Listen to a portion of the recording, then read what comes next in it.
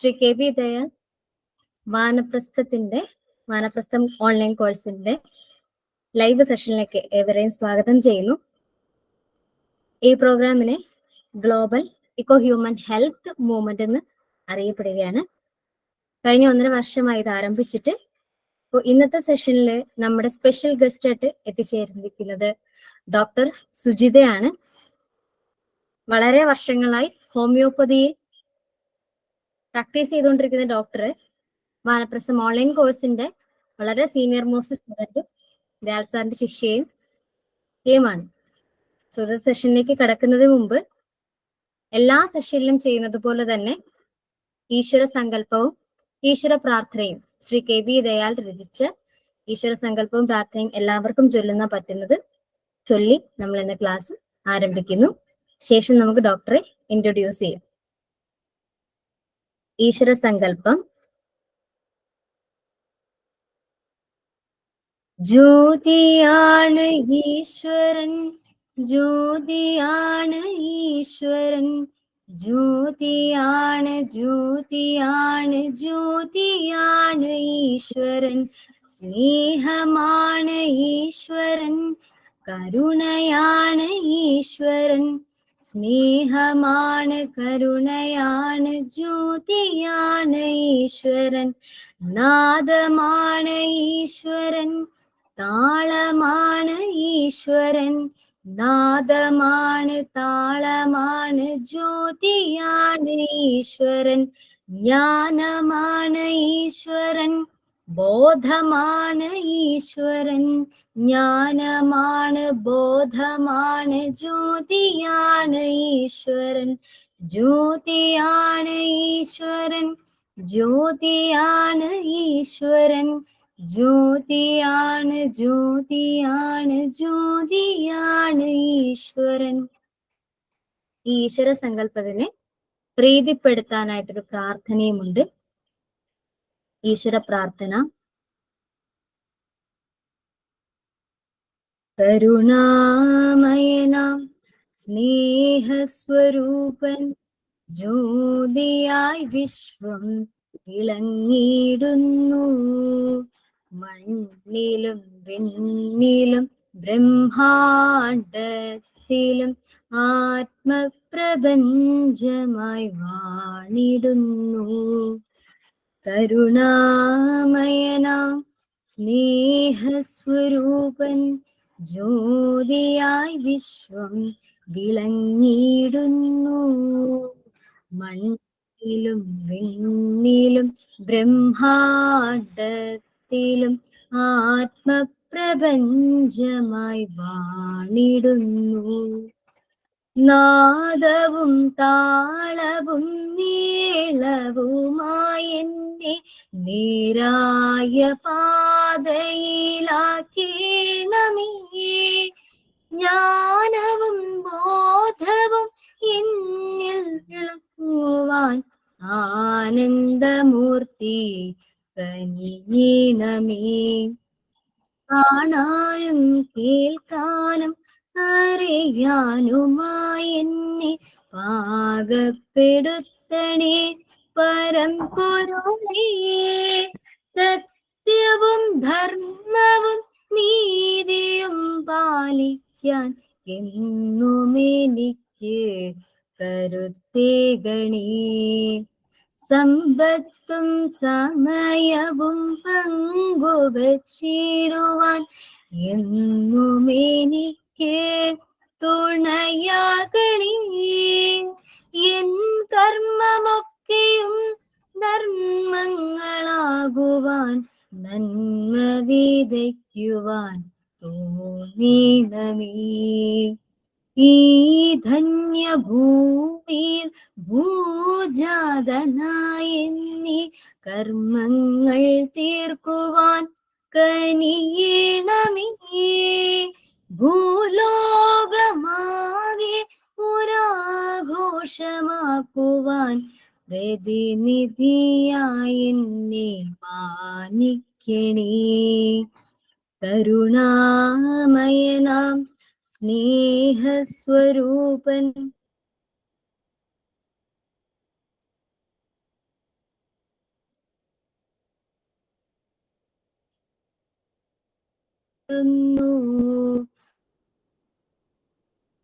ിലും ബ്രഹ്മാണ്ടത്തിലും ആത്മപ്രപഞ്ചമായി വാണിടുന്നു.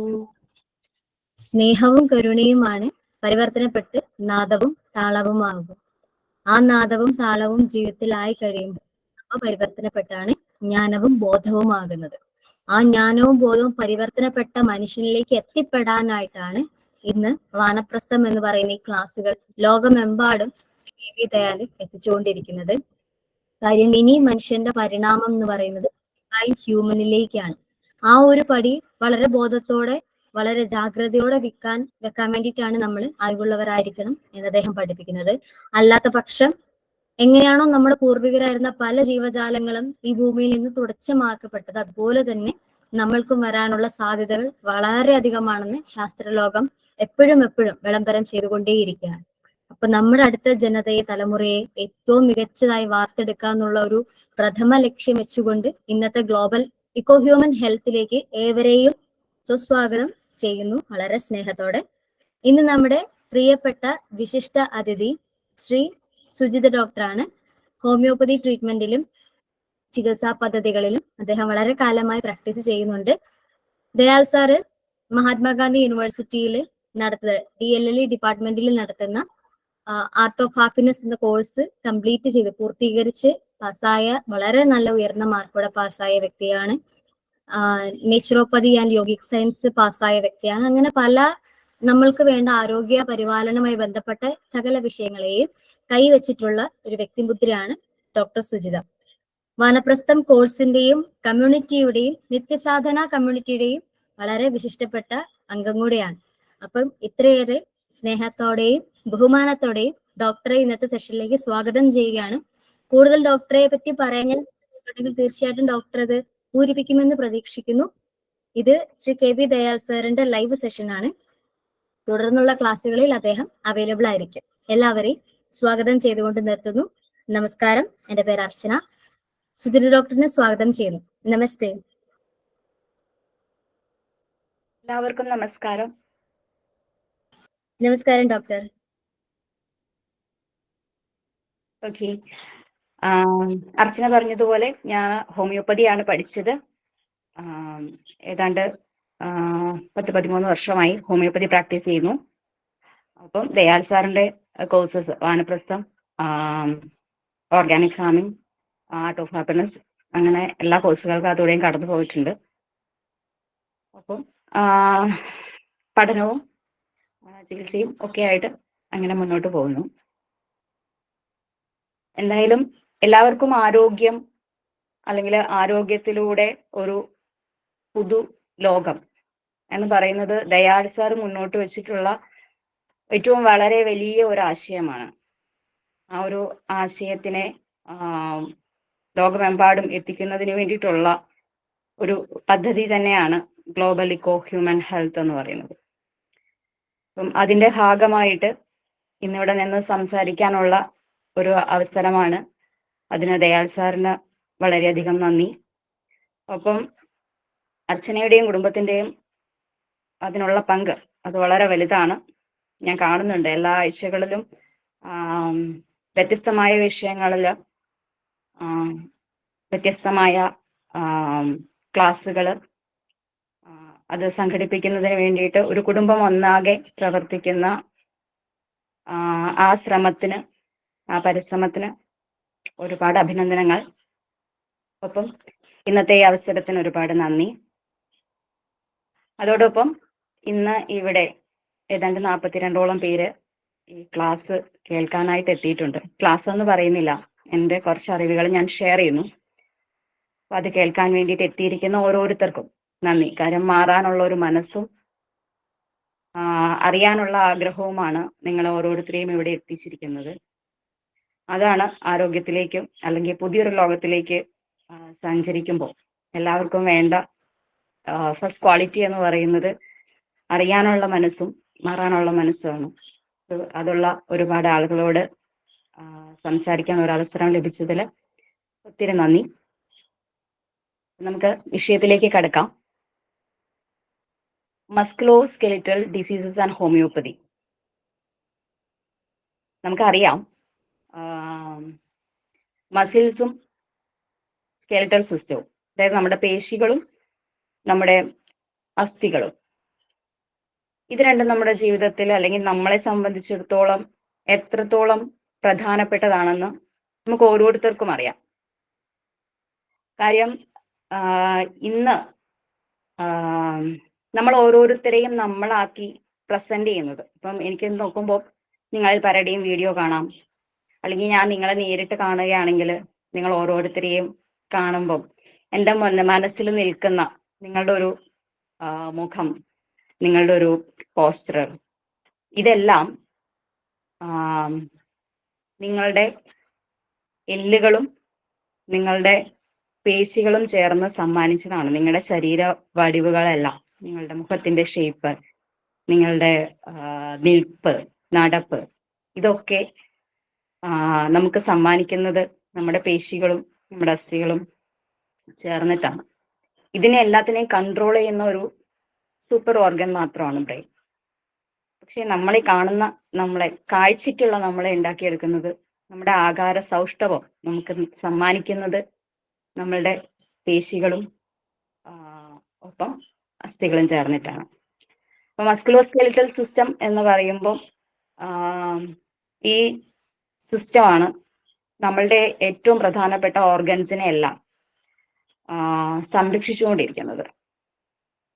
നമ്മളുടെ ലങ്സ് ആയാലും ഹാർട്ട് ആയാലും നമ്മളുടെ സൂപ്പർ കമ്പ്യൂട്ടർ ബ്രെയിൻ ആയാലും ഈ അസ്ഥികളുടെ വലിയൊരു കോട്ടയ്ക്കകത്ത് സംരക്ഷിക്കപ്പെട്ടിരിക്കുകയാണ്.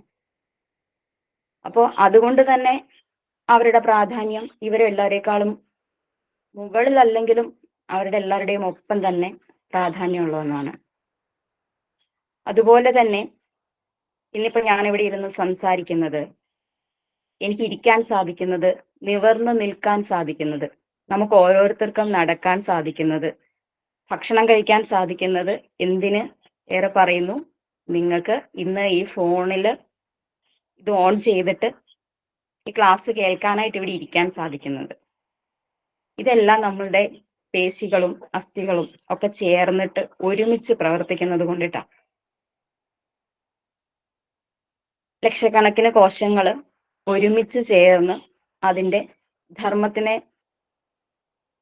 ചെയ്യുമ്പോൾ, നമ്മളുടെ സാർ എപ്പോഴും പറയാറുണ്ട്, നമ്മളുടെ സൂക്ഷ്മ ശരീരവും കാരണ ശരീരവും സ്ഥൂല ശരീരവും ഇതിനെയൊക്കെ നമ്മൾ ബഹുമാനിക്കണം, ആദരിക്കണം, ഒപ്പം അംഗീകരിക്കണം. ഓക്കെ, താങ്ക് യു അർച്ചന. അപ്പോ നമ്മൾ അങ്ങനെ ആദരിക്കുന്നതിൻ്റെയും അംഗീകരിക്കുന്നതിൻ്റെയും ഒക്കെ ഭാഗമാണ് നമ്മൾ അതിനെക്കുറിച്ച് കൂടുതൽ അറിയുന്നതും അതിനു വേണ്ടിയിട്ട് കൂടുതൽ കാര്യങ്ങൾ മനസ്സിലാക്കാൻ ശ്രമിക്കുന്നതും ഒക്കെ. അങ്ങനെ പറയുമ്പോൾ നമ്മുടെ മസ്കുലോസ്കെലിറ്റൽ സിസ്റ്റത്തിന്റെ ഭാഗങ്ങൾ എന്ന് പറയുന്നത് മസിൽസ്, അസ്ഥികൾ അഥവാ ബോൺസ്, പിന്നെ കാർട്ടിലേജസ്, ലിഗമെന്റ്സ് ആൻഡ് ടെൻഡൻസ്. നമ്മുടെ ഈ പേശികളെ വന്നിട്ട് എല്ലുകളുമായിട്ട് ചേരുന്ന ഭാഗങ്ങളാണ് ലിഗമെന്റ്സ് ആൻഡ് ടെൻഡൻസ്. ഇവരുടെ എല്ലാവരുടെയും സംയോജിതമായ പ്രവർത്തനമാണ് നമ്മൾ ഈ കാണുന്ന, നമ്മളെ നമ്മളാക്കി തീർക്കുന്ന നമ്മുടെ ഓരോ ചലനങ്ങളുടെയും പുറകിൽ. അപ്പം ഇതിനെയൊക്കെ പ്രയാസങ്ങൾ ഉണ്ടാക്കുന്ന, തടസ്സങ്ങൾ ഉണ്ടാക്കുന്ന ചില രോഗാവസ്ഥകളെ പറ്റിയാണ് ഞാനിന്ന് സംസാരിക്കാൻ ഉദ്ദേശിക്കുന്നത്. ദയാൽ സാറ് പറഞ്ഞതും പഠിപ്പിച്ചതും അനുസരിച്ചാണെങ്കിൽ ആദ്യം സംസാരിക്കേണ്ടത് അതിനുള്ള ഈ സിസ്റ്റത്തിന്റെ ആരോഗ്യത്തിനെ മെയിൻറ്റെയിൻ ചെയ്യാനായിട്ടുള്ള കാര്യങ്ങൾ തന്നെ. പക്ഷേ അതിനു മുന്നേ അസുഖങ്ങളെ കുറിച്ച് സംസാരിക്കാമെന്ന് വിചാരിച്ചത്, ചുറ്റുപാട് നിന്നും എപ്പോഴും ഉയർന്നു വരുന്ന ചോദ്യങ്ങൾ അസുഖങ്ങളെ സംബന്ധിച്ചുള്ളതാവുന്നത് കൊണ്ടാണ്. അപ്പം നമ്മുടെ ശരീരത്തിൽ എത്ര അസ്ഥികൾ ഉണ്ടെന്ന് ചോദിച്ചാൽ എല്ലാവർക്കും അറിയാമായിരിക്കും. ഏതാണ്ട് 206 അസ്ഥികളാണുള്ളത്. നമ്മൾ ജനിക്കുന്ന സമയത്ത് അതിന്റെ എണ്ണം ഏതാണ്ട് 270ഓളം.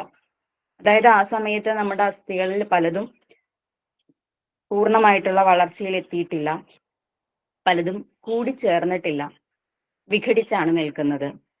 അതുകൊണ്ടിട്ട് അത് കൂടിച്ചേരുന്നത് വരേക്കും അവരുടെ എണ്ണം കൂടുതലാണ്.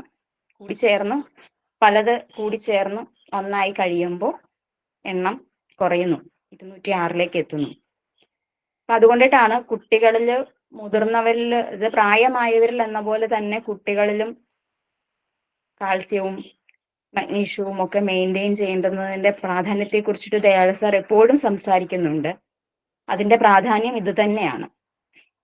കാരണം കുട്ടി ജനിക്കുമ്പോഴേ ആ ബോൺസ് എല്ലാം റെഡി ആയിട്ടില്ല. അപ്പോൾ അത് റെഡി ആവുന്നത് വരെയുള്ള കാലഘട്ടത്തിൽ ഇതിനകത്തുള്ള ഡെഫിഷ്യൻസീസ് കുട്ടികളുടെ വളർച്ചയെ ബാധിക്കും എന്നുള്ളത് കൊണ്ടിട്ടാണ് നമുക്ക് ഈ കാലഘട്ടത്തിൽ, ചെറുതായിരിക്കുന്ന കാലഘട്ടം വളരെ പ്രാധാന്യമുള്ളതാണെന്ന് പറയുന്നത്. ഇനി നമ്മൾ മസ്കുലാർ സിസ്റ്റത്തിലേക്ക് വന്നു കഴിഞ്ഞാൽ ഏതാണ്ട് 600ഓളം മസിൽസ് ഉണ്ട്. അതിൽ തന്നെ സ്മൂത്ത് മസിൽസ്, അതായത് കാർഡിയാക് മസിൽസ്, പിന്നെ നമ്മുടെ റെസ്പിറേറ്ററി മസിൽസ്, ഇതൊക്കെ വോളണ്ടറിലി വർക്ക് ചെയ്യുന്നതാണ്. അതിൻ്റെ ഒന്നും ഡിഫക്ട്സിനെ കുറിച്ചിട്ടൊന്നും ഞാനൊന്നും സംസാരിക്കുന്നില്ല. നാം സംസാരിക്കുന്നത് നമ്മുടെ ജോയിൻസ്, അതുമായിട്ട് റിലേറ്റ് ചെയ്തിട്ടുള്ള മസിൽസ്, അതുമായിട്ട് റിലേറ്റ് ചെയ്തിട്ടുള്ള ഡിസീസസ്, അതിനെയൊക്കെ കുറിച്ചിട്ടാണ്. അപ്പം നമ്മൾ ഒരു മസ്കുലാർ സ്കെലിറ്റൽ ഡിസീസ് എന്ന് പറയുമ്പോൾ തന്നെ നമ്മൾ ഇന്ന് നമ്മുടെ ബ്രോഷറിന്റെ ചിത്രം നോക്കിയാൽ അറിയാം. ആദ്യം നമ്മുടെ മുന്നിലേക്ക് വരുന്ന ചിത്രം നടുവിന് കൈയൊക്കെ കൊടുത്തിട്ട് അങ്ങനെ നിവർന്ന് നിൽക്കുന്ന ഒരാളുടെ ചിത്രം തന്നെയാണ്. അതായത് ലോ ബാക്ക് പെയിൻ എന്ന് പറയുന്നത് ഇന്ന് ഒരുപാട് ആളുകളെ ബുദ്ധിമുട്ടിക്കുന്ന ഒരു കാര്യമാണ്. ആ ലോ ബാക്ക് പെയിൻ്റെ ഒരു പ്രധാനപ്പെട്ട കാര്യം അല്ലെ കാരണം എന്ന് പറയുന്നത് നമ്മളുടെ ഭക്ഷണത്തിലുണ്ടായ വ്യതിയാനം, നമ്മളുടെ ഡെഫിഷ്യൻസീസ് തന്നെയാണ്. കാൽസ്യവും മഗ്നീഷ്യവും ഫോസ്ഫറസും മറ്റ് ചെറിയ ചെറിയ മൂലകങ്ങളൊക്കെ വേണം. ഇതെല്ലാത്തിൻ്റെയും ഡെഫിഷ്യൻസീസ് എപ്പോഴും നേരത്തെ ഉള്ള ബോൺ ഡീജനറേഷനിലേക്ക് നയിക്കും. അതിനെ തുടർന്നിട്ടുണ്ടാകുന്ന കോംപ്ലിക്കേഷൻസ് ആണ് പലപ്പോഴും ലോ ബാക്ക് പെയിനിലേക്ക് നയിക്കുന്നത്. എന്നാൽ ഈ ലോ ബാക്ക് പെയിൻ എന്ന് കേൾക്കുമ്പോൾ തന്നെ നമ്മൾ ഞെട്ടേണ്ട കാര്യമില്ല. കാരണം നടുവിന് വേദന വന്നാൽ ആദ്യം തന്നെ എല്ലാവരുടെയും ചിന്ത അത് ഒരു തേയ്മാനമാണ്, എൻ്റെ ഞരമ്പുകളൊക്കെ ബാധിക്കപ്പെട്ടു എന്നൊക്കെ പറഞ്ഞിട്ട് വളരെ മനസ്സുകൊണ്ട് വളരെ തളർന്നു പോകുന്ന ആളുകൾ ഒരുപാടുണ്ട്. ലോ ബാക്ക് പെയിൻ ഏറ്റവും ബേസിക് ആയിട്ട് പറഞ്ഞു കഴിഞ്ഞാൽ മെക്കാനിക്കലി വരാം. നമ്മൾ പെട്ടെന്ന് ഒരു വെയിറ്റ് എടുത്തു, നമ്മൾ പെട്ടെന്ന് പതിവില്ലാതെ കുറച്ച് ഓവർ സ്ട്രെയിൻ ചെയ്ത് ജോലി ചെയ്തു, അപ്പോഴൊക്കെ വരാം. അത് സ്വാഭാവികമായിട്ടും ചെറിയൊരു 2 ദിവസത്തെ റെസ്റ്റ്, അല്പം ഇൻഫ്ലമേഷൻ കുറയാനായിട്ടുള്ള മരുന്നുകൾ, അതൊക്കെ കൊടുത്തു കഴിഞ്ഞാൽ തനിയെ മാറിക്കോളും.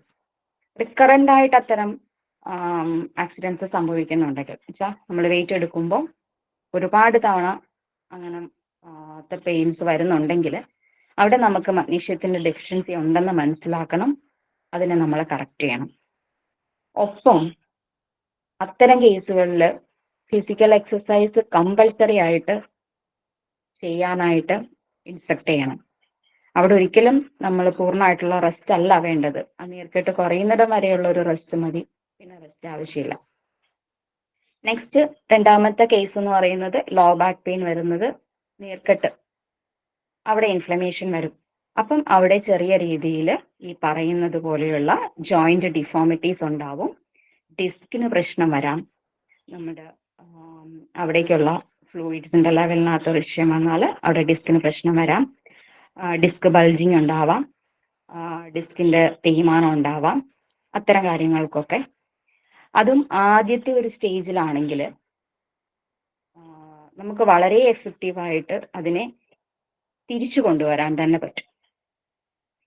തിരിച്ചു കൊണ്ടുവരാന്ന് പറയുമ്പോൾ പഴയ പൂർണ്ണമായിട്ടുള്ള ആരോഗ്യാവസ്ഥയിലേക്ക് എത്തിക്കാൻ പറ്റും. സിവിയർ ആയിട്ടുള്ള കേസസിൽ മാത്രമാണ് നമുക്ക് ലിമിറ്റേഷൻസ് ഉള്ളത്. എന്നിരുന്നാൽ പോലും ആ കേസസിലും നമ്മൾ പൂർണ്ണമായിട്ടുള്ള റെസ്റ്റ് അല്ല പറയുക, മൈൽഡ് ആയിട്ടുള്ള എക്സസൈസസ് തന്നെ നിർബന്ധമായിട്ടും ചെയ്യണം.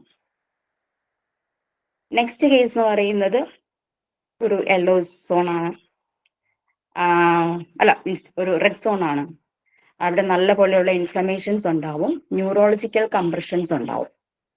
ഡിസ്കിനിടയിലുള്ള സ്പേസ് കുറഞ്ഞിട്ട് അതിന് പുറത്തേക്ക് പോകുന്ന ഞരമ്പുകളുടെ റൂട്ടുകൾ എല്ലുകളുടെ ഇടയിൽ ജാം ആകുന്ന അവസ്ഥ ഉണ്ടാവും. അത്തരം കേസസിൽ നമുക്ക് ആട്രോഫി സംഭവിക്കാനുള്ള സാധ്യത കൂടുതലാണ്.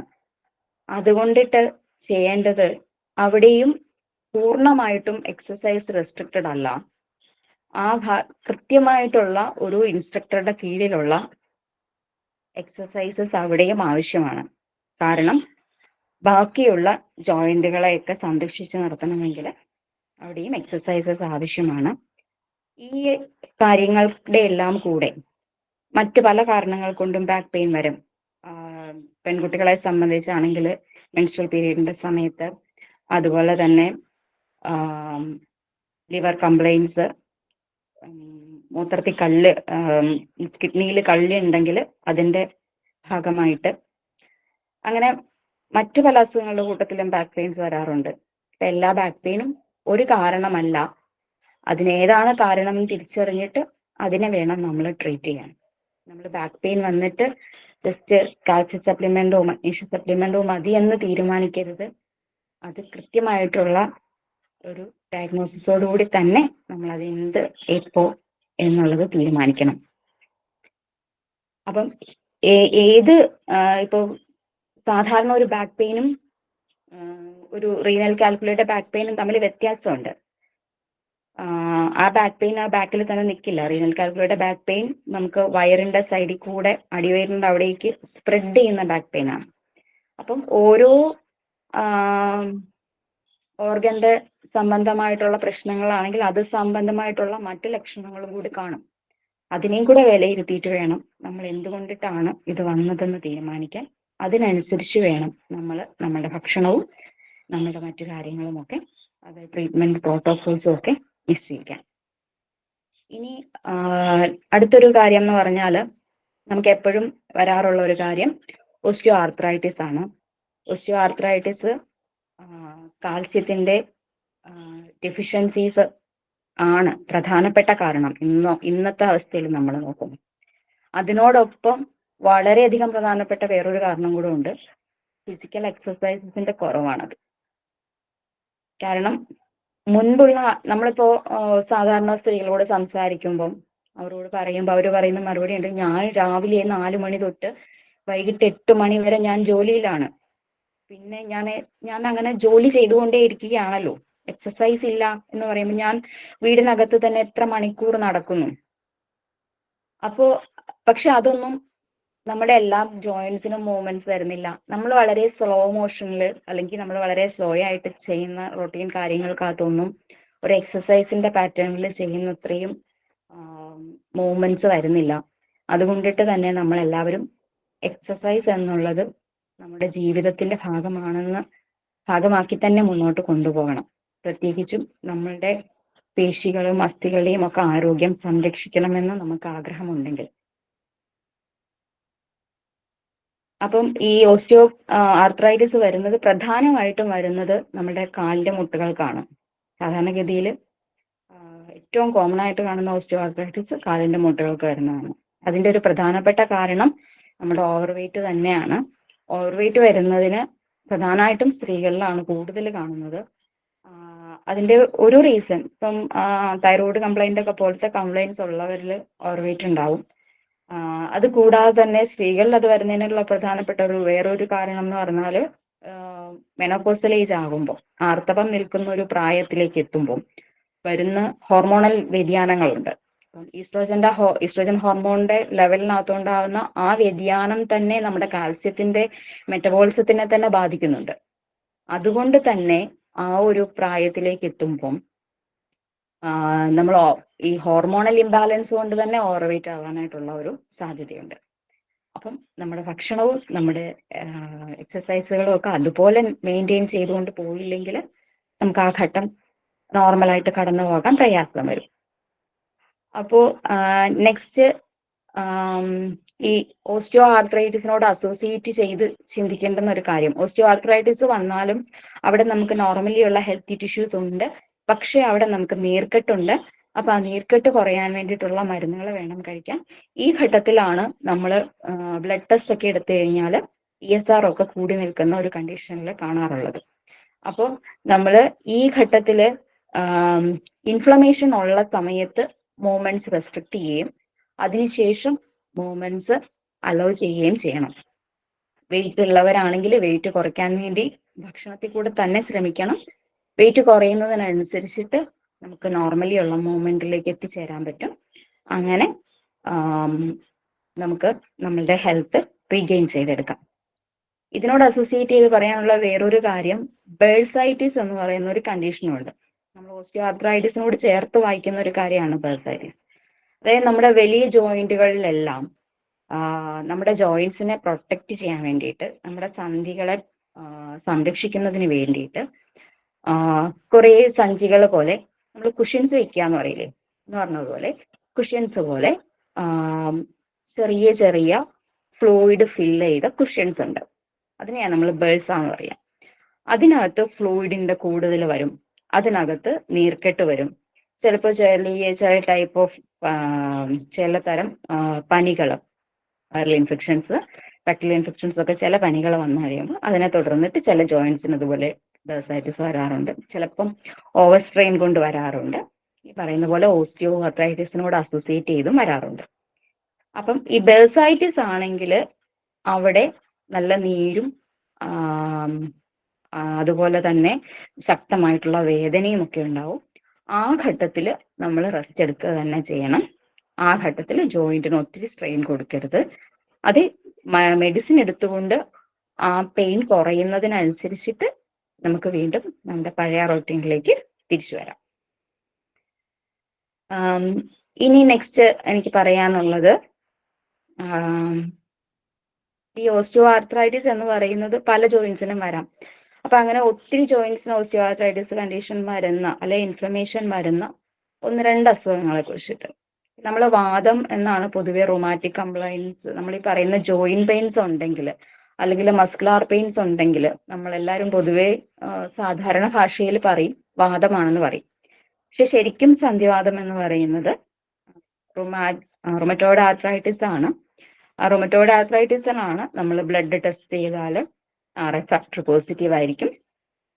ആദ്യത്തേത് അത് തുടങ്ങുന്ന സമയത്ത് ശക്തമായിട്ടുള്ള പനി ഉണ്ടാവും, നമുക്ക് നല്ല ക്ഷീണം നിലനിൽക്കും, മുന്നോട്ട് ചെല്ലുമ്പോഴും ആ ക്ഷീണം നിലനിൽക്കും, എല്ലാ ജോയിന്റ്സിനും തന്നെ പെയിൻ ഉണ്ടാവും. ഏതാണ്ട് ഒരു 6 ആഴ്ചയിൽ കൂടുതൽ അടുപ്പിച്ച് അത്തരം വേദനകൾ നിൽക്കുമ്പോഴാണ് നമ്മൾ അതിനെ ഒരു റൊമറ്റോയ്ഡ് ആർത്രൈറ്റിസ് ആയിട്ട് സസ്പെക്ട് ചെയ്യും. അതിനുള്ള ട്രീറ്റ്മെന്റ് പ്രോട്ടോകോൾസിലേക്ക് സാധാരണഗതിയിൽ പോവുകയും ചെയ്യാം. അതിനോടൊപ്പം അപ്പം റിക്കറന്റ് ആയിട്ട് വരുന്ന ഇൻഫെക്ഷൻസ് ആണ് ഈ റൊമറ്റോയ്ഡ് ആർത്രൈറ്റിസിന്റെ ഏറ്റവും വലിയ പ്രശ്നം. അതായത് RF ഫാക്ടർ പോസിറ്റീവ് ആണ്. ആ സമയത്ത് ഫസ്റ്റ് സ്റ്റേജിലാണെങ്കിൽ നമുക്ക് കൃത്യമായിട്ടുള്ള ട്രീറ്റ്മെന്റ് വഴി നമുക്കതിനെ റിവേഴ്സ് ചെയ്യാം. കൃത്യമായിട്ടുള്ള സപ്ലിമെന്റേഷൻസ്, നമ്മുടെ ഇമ്മ്യൂണിറ്റി ബൂസ്റ്റ് ചെയ്യാനുള്ള സപ്ലിമെന്റേഷൻസ് കൊടുക്കുന്നത് വഴി നമുക്ക് റിക്കറൻസസ് സ്റ്റോപ്പ് ചെയ്യാം. അങ്ങനെ നമുക്ക് ഹെൽത്തിലേക്ക് റീഗെയിൻ ചെയ്യാം. അതിനെ നമ്മൾ മൈൻഡ് ചെയ്യാതെ കൃത്യമായിട്ടുള്ള ട്രീറ്റ്മെന്റ് എടുക്കാതെ മുന്നോട്ട് പോയാലാണ് ഈ പറയുന്ന ജോയിന്റ് ഡിഫോമിറ്റീസിലേക്ക് പോകും. നമ്മൾ കണ്ടിട്ടുണ്ടാവും, നിങ്ങൾ പ്രായമായ ചില ആളുകളെങ്കിലും കാണുമ്പോൾ ചിലപ്പോൾ ശ്രദ്ധിച്ചിട്ടുണ്ടാവാം, കൈയുടെ വിരലുകൾ ഒരു വശത്തേക്ക് വളഞ്ഞിരിക്കുന്നത് കാണാൻ ചിലപ്പോൾ ചില ആളുകളുടെ തള്ളവിരല് ഇങ്ങനെ എന്താ പറയുന്നത്, നമ്മൾ ഞാണ് വലിച്ചു വിടുന്നത് പോലെ ട്രിഗർ ഫിംഗർ എന്ന് പറയും, ഇങ്ങനെ അടിച്ച് മുന്നോട്ട് കയറി വരുന്നത് കാണാം. ചില ആളുകളുടെ വിരലുകൾ കൃത്യമായിട്ട് മടക്കാൻ പറ്റാഴികൾ കാണും. ഇതൊക്കെ റൊമറ്റോയ്ഡ് ആർത്രൈറ്റിസിന്റെ ഭാഗമായിട്ട് RF ഫാക്ടർ പോസിറ്റീവ് ആയുള്ള കേസസിൽ ലേറ്റർ സ്റ്റേജസിൽ എത്തിച്ചേരാൻ സാധ്യതയുള്ള ചില കാര്യങ്ങളാണ്. കൃത്യമായിട്ടുള്ള ഒരു ട്രീറ്റ്മെന്റിനകത്തൂടെ പോകുമ്പോൾ നമ്മൾ അത്തരം കാര്യങ്ങളിലേക്ക് എത്തിപ്പെടില്ല. പിന്നെ അതിനോട് ചേർത്ത് പറയാനുള്ള മറ്റൊരു ആർത്രൈറ്റിസ് കണ്ടീഷനാണ് ഗൗട്ട് എന്ന് പറയുന്നത്. ഗൗട്ടിനെ കുറിച്ച് ഞാൻ പ്രത്യേകിച്ച് പറയേണ്ട കാര്യമില്ല. കാര്യം ദയാൽ സാറിന്റെ ക്ലാസ്സസ് അറ്റൻഡ് ചെയ്ത് വന്നിരിക്കുന്നവർക്ക് എല്ലാവർക്കും യൂറിക് ആസിഡ് കൂടിയാൽ ഉണ്ടാകുന്ന പ്രശ്നങ്ങളും ഒക്കെ നല്ല വ്യക്തമായിട്ട് അറിയാം. അപ്പം യൂറിക് ആസിഡ് കൂടുന്നത് കൊണ്ടിട്ട് നമ്മുടെ ജോയിൻസിനുണ്ടാകുന്ന പ്രശ്നങ്ങളാണ് ഗൗട്ട് എന്ന് പറയുന്നത്. ഗൗട്ട് എന്ന് പറയുന്നത് ഈ യൂറേറ്റ് ക്രിസ്റ്റൽസ് നമ്മുടെ ജോയിൻസിന്റെ ഇടയിലുള്ള ഈ കാർട്ടിലേജസിന് അവിടെ യൂറേറ്റ് ക്രിസ്റ്റൽസിന്റെ ഡെപ്പോസിറ്റ്സ് വരും. അപ്പോൾ കാർട്ടിലേജസിന് പകരം യൂറേറ്റ് ക്രിസ്റ്റൽസ് ആയിരിക്കും അവിടെ ഉണ്ടാവുക. ഈ കാർട്ടിലേജസ് ശരിക്കും പറഞ്ഞാൽ ഒരു കുഷ്യൻ, നമ്മളുടെ ഒരു കുഷ്യൻ സിസ്റ്റം അല്ല, ഒരു ഷോക്ക് അബ്സോർബിങ് സിസ്റ്റമാണ്. നമ്മളുടെ ചെറിയ ചെറിയ ജർക്കിംഗ് മൂവ്മെന്റ്സ് ഒക്കെ നമ്മളുടെ എല്ലുകൾക്ക് തേയ്മാനവും പ്രശ്നങ്ങളും ഒന്നും ഉണ്ടാക്കാതെ നമ്മളിങ്ങനെ കൊണ്ടുപോകുന്ന ഒരു ഷോക്ക് അബ്സോർബിങ് സിസ്റ്റമാണ് ഈ കാർട്ടിലേജസ്. പകരം അവിടെ യൂറേറ്റ് ക്രിസ്റ്റൽസ് വരുമ്പോൾ നല്ല കട്ടിയുള്ള കല്ല് വെക്കുന്ന പോലത്തെ എഫക്റ്റാണ് ഉണ്ടാവുന്നത്. അപ്പോൾ നമുക്ക് ഭയങ്കര ശക്തമായിട്ടുള്ള വേദനകളും കാര്യങ്ങളിലേക്കും ഒക്കെ പോകും. നിങ്ങൾക്കറിയാം, അസിഡിറ്റി എന്ന് പറയുന്ന ഒരു കണ്ടീഷനിലേക്ക് നമ്മളെ കൊണ്ടുപോകുന്ന ഒന്നിലധികം കാരണങ്ങളുണ്ട്. ഒന്ന്, നമ്മളുടെ എക്സ്ക്രീഷൻസ് ബ്ലോക്ക് ആവുന്നത്, നമ്മുടെ മലമായാലും മൂത്രമായാലും വിയർപ്പായാലും ഒക്കെ ബ്ലോക്ക് ആകുമ്പോഴത്തേക്കിനും ബോഡി അസിഡിക് കണ്ടീഷൻസിലേക്ക് വരുന്നുണ്ട്. ഉറക്കം ഡിസ്റ്റർബ്ഡ് ആവുന്നത് കൊണ്ട് അസിഡിക് കണ്ടീഷൻസിലേക്ക് വരുന്നുണ്ട്. ഇതിനേക്കാളൊക്കെ ഉപരിയായിട്ട് നമ്മുടെ ഭക്ഷണം, പ്രോട്ടീൻ ഇൻക്രീസ്ഡ് ആയിട്ടുള്ള ഭക്ഷണം, അതാണ് പ്രധാനമായിട്ടും ഈ യൂറിക് ആസിഡിന്റെ കൂടാനായിട്ടുള്ള കാരണം. പ്രോട്ടീൻ എന്ന് പറയുമ്പോൾ തന്നെ അതിൽ തന്നെ നോൺ വെജിറ്റേറിയൻ പ്രോട്ടീൻ. ചിലപ്പോൾ ചില ആളുകൾ വന്നിട്ട് പറയാറുണ്ട്, ഞങ്ങൾ നോൺ വെജ് എന്ന് പറഞ്ഞാൽ മീൻ മാത്രമേ കഴിക്കാറുള്ളൂ. വല്ലപ്പോഴും നല്ല മീൻ മാത്രമേ കഴിക്കാറുള്ളൂ. നമ്മൾ പൊതുവെ മീൻ ഒരു വളരെ ഹെൽത്തി ആയിട്ടുള്ള ഒരു ഫുഡായിട്ടാണ് കണക്ക് കൂട്ടുന്നത്. അപ്പം പക്ഷെ എല്ലാ ആളുകൾക്കും അങ്ങനെയാണെന്ന് ഞാൻ പറയുന്നില്ല. ഓരോരുത്തരുടെ ശാരീരിക പ്രകൃതം കൂടെ അതിനെ നിയന്ത്രിക്കുന്ന കാര്യമാണ്. അപ്പോൾ മീന് അധികമായിട്ട് ഉപയോഗിച്ചു കഴിഞ്ഞാൽ അത് നല്ലൊരു പ്രോട്ടീൻ സോഴ്സ് ആണ്. പക്ഷെ അധികമായാൽ അതിനകത്തുനിന്ന് യൂറിക് ആസിഡ്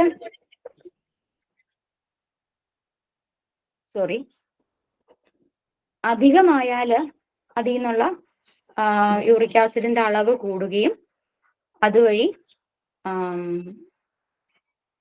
ഈ ജോയിന്റ്സിൽ യൂറേറ്റ് ക്രിസ്റ്റൽസ് ഡെപ്പോസിറ്റ് ചെയ്യുകയും അതുവഴി നമുക്ക്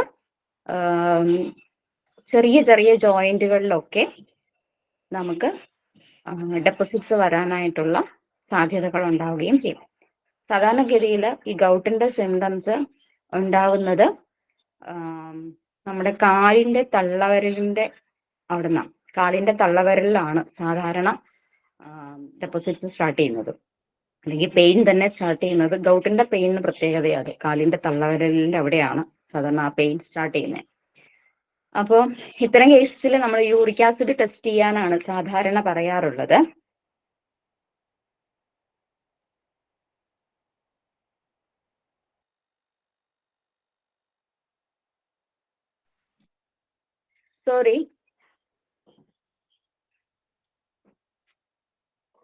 അപ്പം ഈ യൂറിക് ആസിഡ് ക്രിസ്റ്റൽസ് കൂടിയത് കൊണ്ടിട്ടുണ്ടാകുന്ന ഈ ഗൗട്ട് എന്ന് പറയുന്ന കണ്ടീഷൻ നമുക്ക് തിരിച്ചറിയണമെങ്കിൽ സാധാരണ രീതിയിൽ നമ്മൾ ബ്ലഡ് പരിശോധിച്ച് നോക്കുക ചെയ്യാറ്. അപ്പൊ അങ്ങനെ ബ്ലഡ് പരിശോധിച്ച് നോക്കുമ്പോൾ എൻ്റെ ഒരു ഒബ്സർവേഷൻ എന്ന് പറഞ്ഞാൽ സാധാരണ രീതിയിൽ നമ്മൾ വിത്തിൻ 6 എന്ന് പറയുന്നത് യൂറിക് ആസിഡ് നോർമൽ ലെവലാണെന്നാ പറയാ. ലാബ് ലെവലിൽ യൂറിക് ആസിഡ് 6 താഴെയാണെങ്കിൽ അത് നോർമൽ ആണെന്ന് പറയും.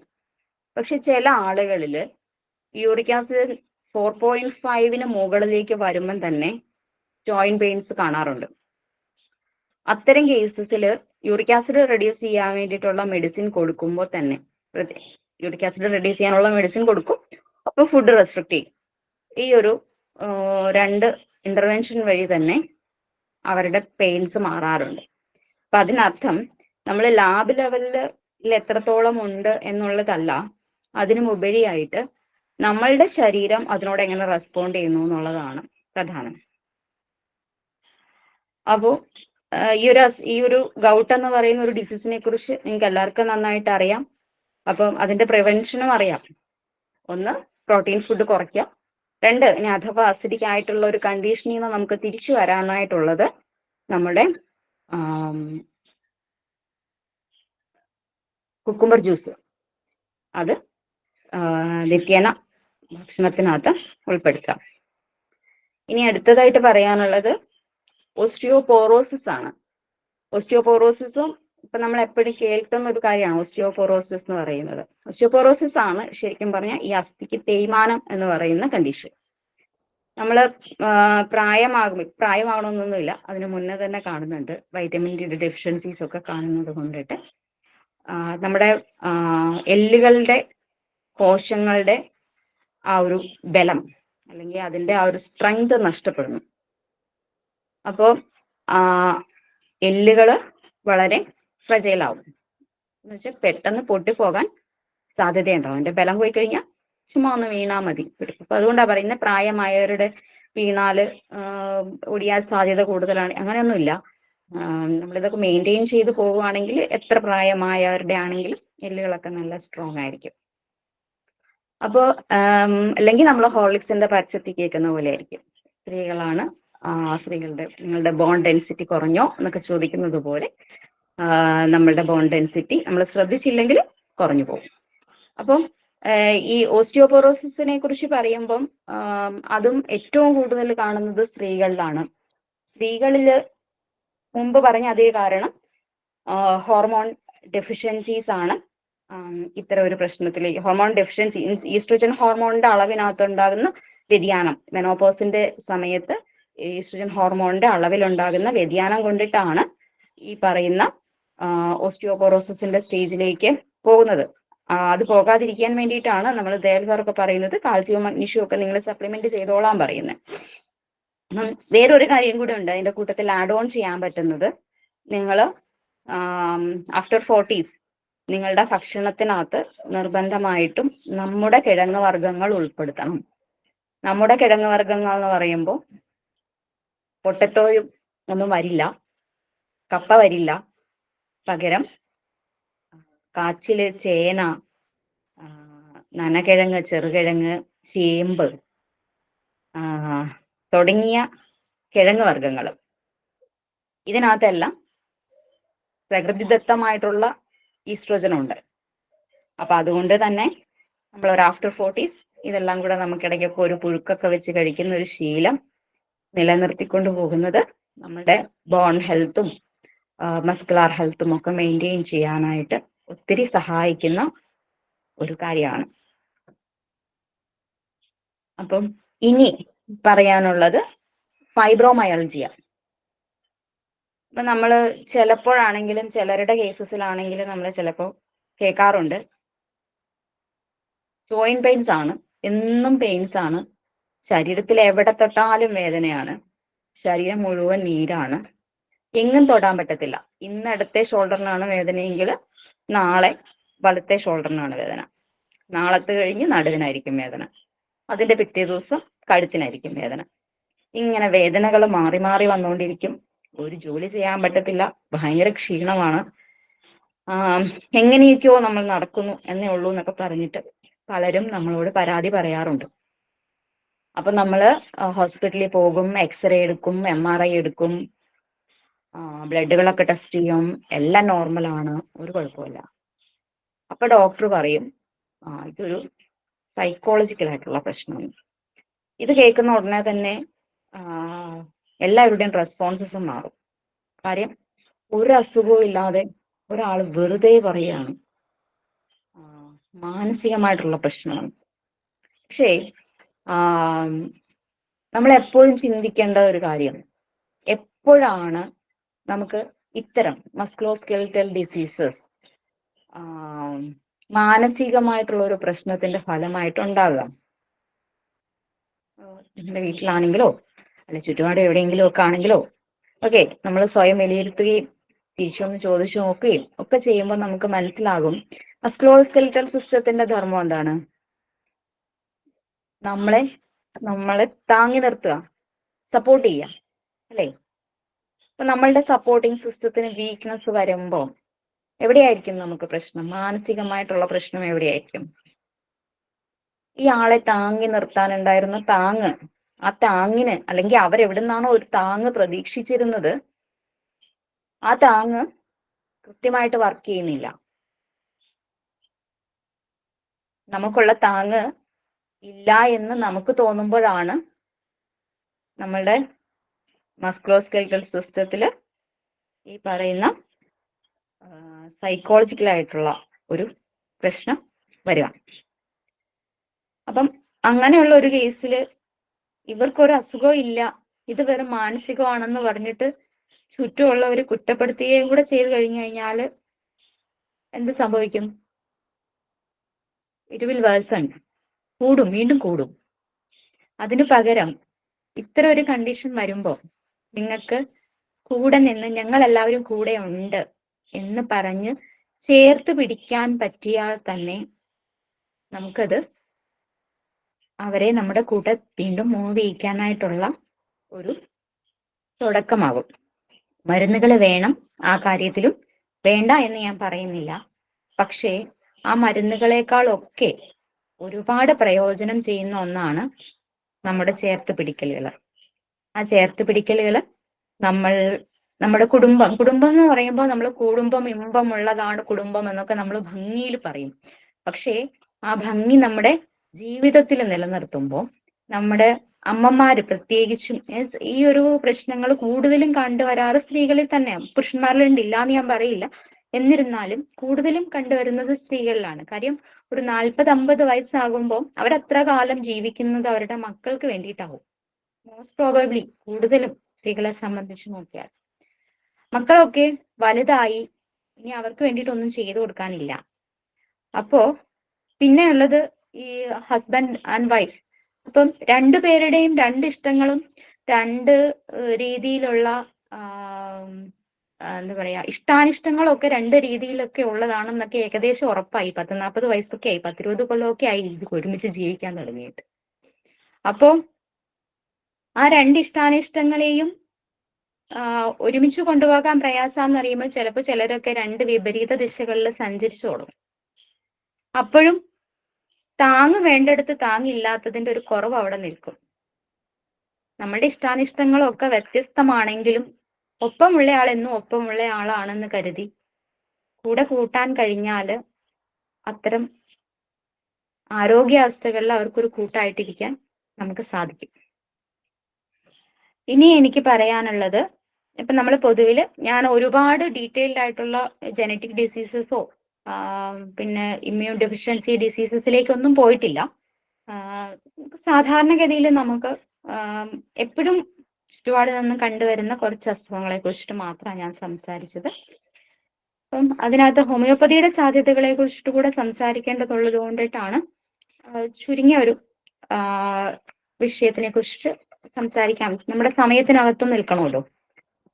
അപ്പോൾ ഇനി എനിക്ക് പറയാനുള്ളത് ഇഞ്ചുറീസിന്റെ ഭാഗമാണ്. നമ്മൾ പൊതുവെ ഇഞ്ചുറീസ് എന്ന് പറയുമ്പോൾ ഫ്രാക്ചേഴ്സ് വരും, മുറിവുകൾ വരും, ഒപ്പം സ്പ്രെയിൻസ്, അതുപോലെ ചതവുകൾ, കണ്ടൂഷൻസും വരും. സാധാരണ രീതിയിൽ നമ്മളത് എപ്പോഴും അലോപ്പതിയോ ആയുർവേദമോ ഒക്കെയാണ് അതിൻ്റെ ഒരു ട്രീറ്റ്മെന്റ് മെത്തേഡ്സ് എന്ന് പറഞ്ഞിട്ട് നമ്മൾ പോകുന്ന ചില വിഷയങ്ങളാണത്. അതുകൊണ്ടിട്ടാണ് ഞാൻ അതിനെ കൂടി ഇതിൽ കൂടെ ഉൾപ്പെടുത്തണമെന്ന് ചിന്തിച്ചത്. നമുക്ക് എപ്പോഴും ഒരു പ്രത്യേകിച്ചും കുട്ടികളൊക്കെ ഉള്ള വീടുകളിൽ എപ്പോഴും സംഭവിക്കുന്നതാണ്, കുട്ടികളൊക്കെ എവിടെയെങ്കിലുമൊക്കെ കയറി ഉരുണ്ട് വടച്ച് താഴെ വീണ് മിക്കവാറും നെറ്റിക്കോ തലയുടെ സൈഡിലോ ഒക്കെ വലിയ ബോൾ പോലത്തെ മുഴയൊക്കെ ആയിട്ട് വരും. അപ്പം ആർണിക്ക എന്ന് പറയുന്ന മെഡിസിൻ, ഹോമിയോപ്പതിക് മെഡിസിൻ, ജസ്റ്റ് നമുക്കത് പൊട്ടൻസി ആയിട്ടും കിട്ടും, അതിന്റെ എക്സ്റ്റേണലി പെരട്ടാൻ ഓയിലും കിട്ടും. അപ്പൊ എല്ലാ വീടുകളിലും വാങ്ങിച്ച് നമുക്ക് കരുതി വെക്കാം. പ്രത്യേകിച്ചും പിള്ളേരില്ലാത്തടത്താണെങ്കിലും നമ്മൾ തൂമ്പായോ ഇതോ ഒക്കെ കൊണ്ടിട്ട് ഉപയോഗിക്കുന്നവരൊക്കെ ആണെങ്കിൽ അങ്ങനത്തെ ജോലികളൊക്കെ ചെയ്യുമ്പോൾ ചിലപ്പോൾ ചെറിയ ചതവുകളൊക്കെ വരാറുണ്ട്. ആർണിക്ക ഓയിൽ പുറത്തുനിന്ന് പുരട്ടി ഉള്ളിൽ നിന്ന് കഴിച്ചു കഴിഞ്ഞാൽ അവിടത്തേക്കുള്ള സർക്കുലേഷൻസ് ക്ലിയർ ആവും. ആ ബ്ലൂയിഷ് പിഗ്മെന്റേഷൻസ് കംപ്ലീറ്റ് വളരെ പെട്ടെന്ന് തന്നെ മാറും. സാധാരണ ഒരാഴ്ച എടുക്കുമെങ്കിൽ അതൊരു 2-3 ദിവസം കൊണ്ട് മാറും. അതുപോലെ നമ്മളുടെ വിരലിന്റെ തുമ്പ് ചിലപ്പോൾ നമ്മൾ ഈ കാറിന്റെ ഡോറൊക്കെ അടയ്ക്കുമ്പോൾ ചിലപ്പോൾ നമ്മുടെ തുമ്പ്, പല കുട്ടികളുടെയൊക്കെ ആകും മിക്കവാറും സംഭവിക്കുക, തുമ്പ് അതിനിടയിൽ വെച്ചിട്ട് അടഞ്ഞു പോകും, ഭയങ്കര വേദനയായിരിക്കും. അപ്പോൾ ഹൈപ്പറിക്കം എന്ന് പറയുന്ന ഒരു മെഡിസിൻ ആണ്. ഹൈപ്പറിക്കം ഒരു ഹൈപ്പോട്ടൻസി തന്നെ കൊടുക്കണം. ആ ന്യൂറോളജിക്കൽ പെയിൻ എവിടെ പോയെന്ന് നമ്മൾ അറിയത്തില്ല. ഇത് അങ്ങനെ സംഭവിച്ചു പോലും ഇല്ലായിരുന്നു എന്നൊക്കെ ചിലപ്പോൾ ചിലർ പറയും. അത്രയ്ക്ക് പെട്ടെന്ന് ആ വേദന പോകും. പിന്നെ നമ്മൾ പറയുന്ന ഫ്രാക്ചേഴ്സ് വരുന്ന കേസസിൽ നമ്മൾ നോർമലി ഹോസ്പിറ്റലിൽ പോകണം. ബോണ് കറക്റ്റായിട്ട് പ്ലേസ് ചെയ്യണം. അത് മൂവ്മെന്റ്സ് റെസ്ട്രിക്ട് ചെയ്യണം, പ്ലാസ്റ്റർ ചെയ്യണം. ഇത്രയെല്ലാം ചെയ്ത് കഴിഞ്ഞിട്ട് ചെയ്യേണ്ടുന്ന ഒരു കാര്യമാണിത്. എന്ന് വെച്ച് കഴിഞ്ഞാൽ നമുക്ക് കാൽസ്യം ഡെപ്ലീഷൻ ഉള്ളത് കൊണ്ടിട്ടാണ് വീണപ്പം ഒടിവ് വന്നത് എന്നുള്ളതിനെ മനസ്സിലാക്കണം. എന്നിട്ട് കാൽസ്യവും മഗ്നീഷ്യവും സപ്ലിമെന്റ് ചെയ്യണം. അടുത്തത് കുറച്ച് മെഡിസിൻസ് ഉണ്ട്. അപ്പം അവിടെ നീരുണ്ടെങ്കിൽ അവിടുത്തെ മസ്കുലാർ സിസ്റ്റത്തിനകത്ത് ചതവ് വന്നിട്ടുണ്ടെന്നുള്ളതാണ് അതിനർത്ഥം. അപ്പം അവിടെ ആർണിക്കയും റെസ്റ്റോക്സും 2 മെഡിസിൻസും വേണം. ഒപ്പം നമ്മുടെ പൊട്ടിപ്പോയ അസ്ഥികളെ കൂട്ടിച്ചേർക്കാനായിട്ട് സിംഫൈറ്റം എന്ന് പറയുന്ന ഒരു മെഡിസിൻ ഉണ്ട്. ഏത് പ്രായത്തിലും ഉപയോഗിക്കാവുന്ന ഒരു സാധനമാണത്. അവിടുത്തെ പുതിയ ബോണി ടിഷ്യൂസിന്റെ ഗ്രോത്തിനെ അത് ഹെൽപ്പ് ചെയ്യും. ഇനി മുറിവുണ്ടായാൽ, അവിടെ ഒരു മുറിവുണ്ട്, നമുക്കൊന്നും ചെയ്യാൻ പറ്റാത്ത സിറ്റുവേഷൻ ആണെങ്കിൽ കലൻഡുല എന്ന് പറയുന്ന മെഡിസിൻ, അത് വളരെ, ഇപ്പൊ നമ്മൾ വീട്ടിലെപ്പോഴും ഈ ആർണിക്ക കയ്യിൽ വെക്കാം എന്ന് പറഞ്ഞ പോലെ എപ്പോഴും കയ്യിൽ വെക്കാവുന്ന ഒരു മെഡിസിൻ ആണ് കലൻഡുല. മുറിവുണ്ടായാൽ അപ്പൊ തന്നെ അതിനെ ബ്ലീഡിങ് നിൽക്കാനും ഹീൽ ചെയ്യാനും ഒക്കെ പറ്റുന്ന ഒരു മെഡിസിൻ ആണ്. അവിടുത്തെ പുതിയ ടിഷ്യൂ ജനറേഷനെ ഹെൽപ്പ് ചെയ്യും. സാധാരണ രീതിയിൽ നമ്മൾ വൂണ്ട് ഹീലിങ്ങിന് മെഡിസിൻ വെക്കുമ്പോൾ ഒരു ഒബ്ജക്റ്റീവേ ഉള്ളൂ, അവിടെ ഇൻഫെക്ഷൻസ് വരരുതെന്നുള്ളത് മാത്രമാണ്. വൂണ്ട് ഹീലിംഗിന്റെ പ്രോസസ്സ്, പുതിയ ടിഷ്യൂ ജനറേഷൻ നടക്കുന്നത് നോർമലി അവിടുത്തെ നോർമൽ പ്രോസസ്സിംഗ് ആയിട്ട് വരുന്നതാണ്. ഇവിടെ ഈ കലൻഡുല എന്ന് പറയുന്ന മെഡിസിൻ പുതിയ ടിഷ്യൂവിന്റെ ജനറേഷൻസ് ഹെൽപ്പ് ചെയ്യും. അപ്പം ഇത്തരം കാര്യങ്ങൾക്കകത്ത് ഹോമിയോപ്പതി ഒരുപാട് അസിസ്റ്റ് ചെയ്യാൻ സാധിക്കുന്ന ഒരു മേഖല കൂടിയാണ്. ഇനി കുറച്ച് കാര്യങ്ങളും കൂടെ പറഞ്ഞിട്ട് ഞാൻ വേഗം നിർത്താം, സമയം തീരാറാവുന്നുണ്ട്. ഇപ്പോൾ അതിനകത്ത് പറയേണ്ടത്, നമ്മൾ പറഞ്ഞു അസിഡിറ്റിനെ മാനേജ് ചെയ്യണം. ഒപ്പം ഒരു കാര്യം പ്രത്യേകിച്ച് പറയാനുള്ളത്, നമ്മൾ ജോയിന്റ് പെയിൻസ് ആണെന്ന് കേട്ടാൽ ഉടനെ തന്നെ എല്ലാവരും ചെയ്യുന്ന ഒരു കാര്യമാണ് കാൽസ്യം സപ്ലിമെന്റ്സ് എടുക്കും. അപ്പം ഈ കാൽസ്യം സപ്ലിമെന്റ്സ് എടുക്കുന്നതിന് മുന്നേ ചിന്തിക്കേണ്ടുന്ന വേറൊരു കാര്യം എന്ന് പറഞ്ഞാൽ, കാൽസ്യം ശരീരത്തിൽ അധികമായാൽ എന്ത് സംഭവിക്കാം? കാൽസ്യം അധികമാകുക എന്ന് പറഞ്ഞാൽ കാൽസ്യത്തിന്റെ കുറവ് അവിടെ ഇല്ല എന്നുള്ളതല്ല. ഈ കാൽസ്യം അകത്തേക്ക് ചെല്ലുമ്പോൾ ആ കാൽസ്യത്തിനെ കൂട്ടിക്കൊണ്ടുപോയി അവിടെ എവിടെയൊക്കെ സൂക്ഷിച്ചു വെക്കണമെങ്കിൽ ആ കൂട്ടത്തിൽ മഗ്നീഷ്യവും ഫോസ്ഫേറ്റും ഒക്കെ വേണം. നമ്മൾ കാൽസ്യം മാത്രമേ കൊടുക്കുന്നുള്ളൂ, മഗ്നീഷ്യവും ഫോസ്ഫേറ്റും കൊടുക്കുന്നില്ല എന്ന് വെക്കുക.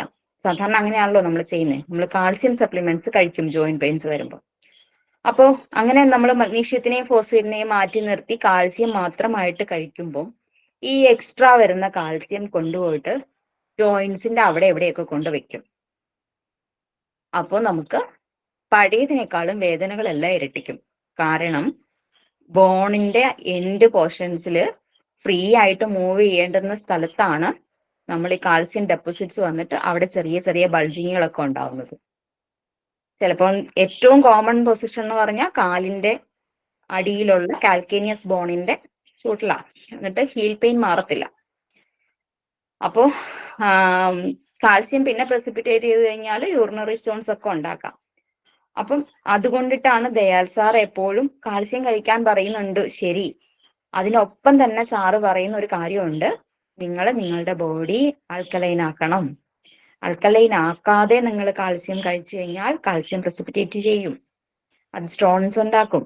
അത് ചിലപ്പം യൂറിനറി സിസ്റ്റത്തിലാവാം, ചിലപ്പം നിങ്ങളുടെ പിത്താശയത്തിലാവാം, ചിലപ്പം ഈ പറയുന്നത് പോലെ ജോയിൻസിലാവാം. അപ്പം എന്നിട്ടൊരു സ്യൂഡോ ഗൗട്ട് എന്ന് പറഞ്ഞിട്ട് ഗൗട്ട് പോലെ തന്നെ ജോയിൻസിലൊക്കെ സ്വെല്ലിങ്സ് ആയിട്ട് ഉണ്ടാവും. അപ്പം ഈ ഒരു കണ്ടീഷനിൽ മാത്രമല്ല, നമ്മുടെ ഫുഡ് മാത്രമല്ല അതിന്റെ കാരണം. ചിലപ്പോൾ ചില ഹോർമോണൽ ഡിസോർഡേഴ്സ്, ഇപ്പൊ പാരാതൈറോയ്ഡ് ഗ്ലാൻഡിന്റെ ഒക്കെ ചില ഡിസോർഡേഴ്സിനകത്തും ഇത്തരം പ്രശ്നങ്ങൾ കാണാറുണ്ട്. എന്നാലും അതൊക്കെ വളരെ റെയർ കേസാണ്. ഏറ്റവും കൂടുതലായിട്ട് കാണാറുള്ളത് നമ്മൾ ഈ സപ്ലിമെന്റ്സ് എടുക്കുന്ന കേസിൽ തന്നെയാണ് കാണുന്നത്. അപ്പൊ അതുകൊണ്ടിട്ടാണ് ആ കാര്യത്തിനകത്ത് നമ്മൾ കൂടുതൽ ശ്രദ്ധിക്കണം എന്ന് പറഞ്ഞത്. അപ്പം ന്യൂട്രീഷണൽ ഡെഫിഷ്യൻസീസ് നമ്മൾ എപ്പോഴും ശ്രദ്ധിക്കണം, ക്ലിയർ ചെയ്യണം.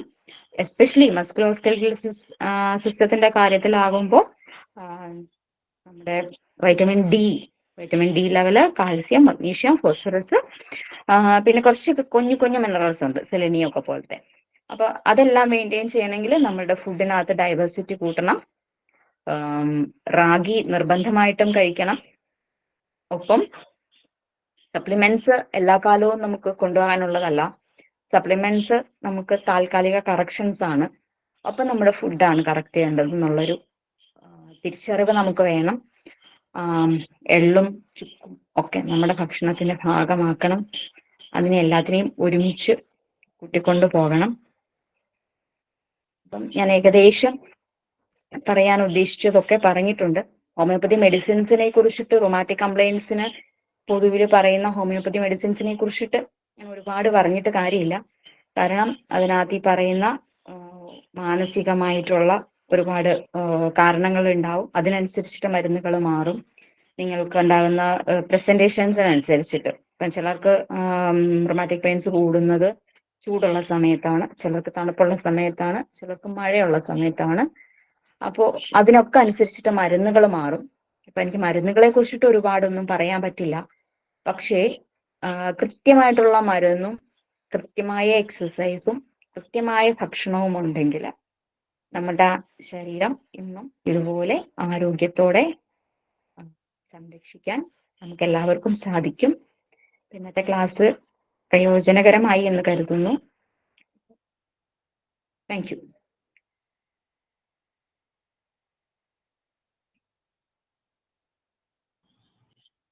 നന്ദി ഡോക്ടർ. സംശയങ്ങൾ ചോദിക്കുന്ന സമയമാണ്. മൈക്ക് ഓൺ ചെയ്തിട്ട് നിങ്ങൾക്കുള്ള ഡൗട്ടുകൾ ഈ സമയം ചോദിച്ച് ക്ലിയർ ചെയ്യാവുന്നതാണ്.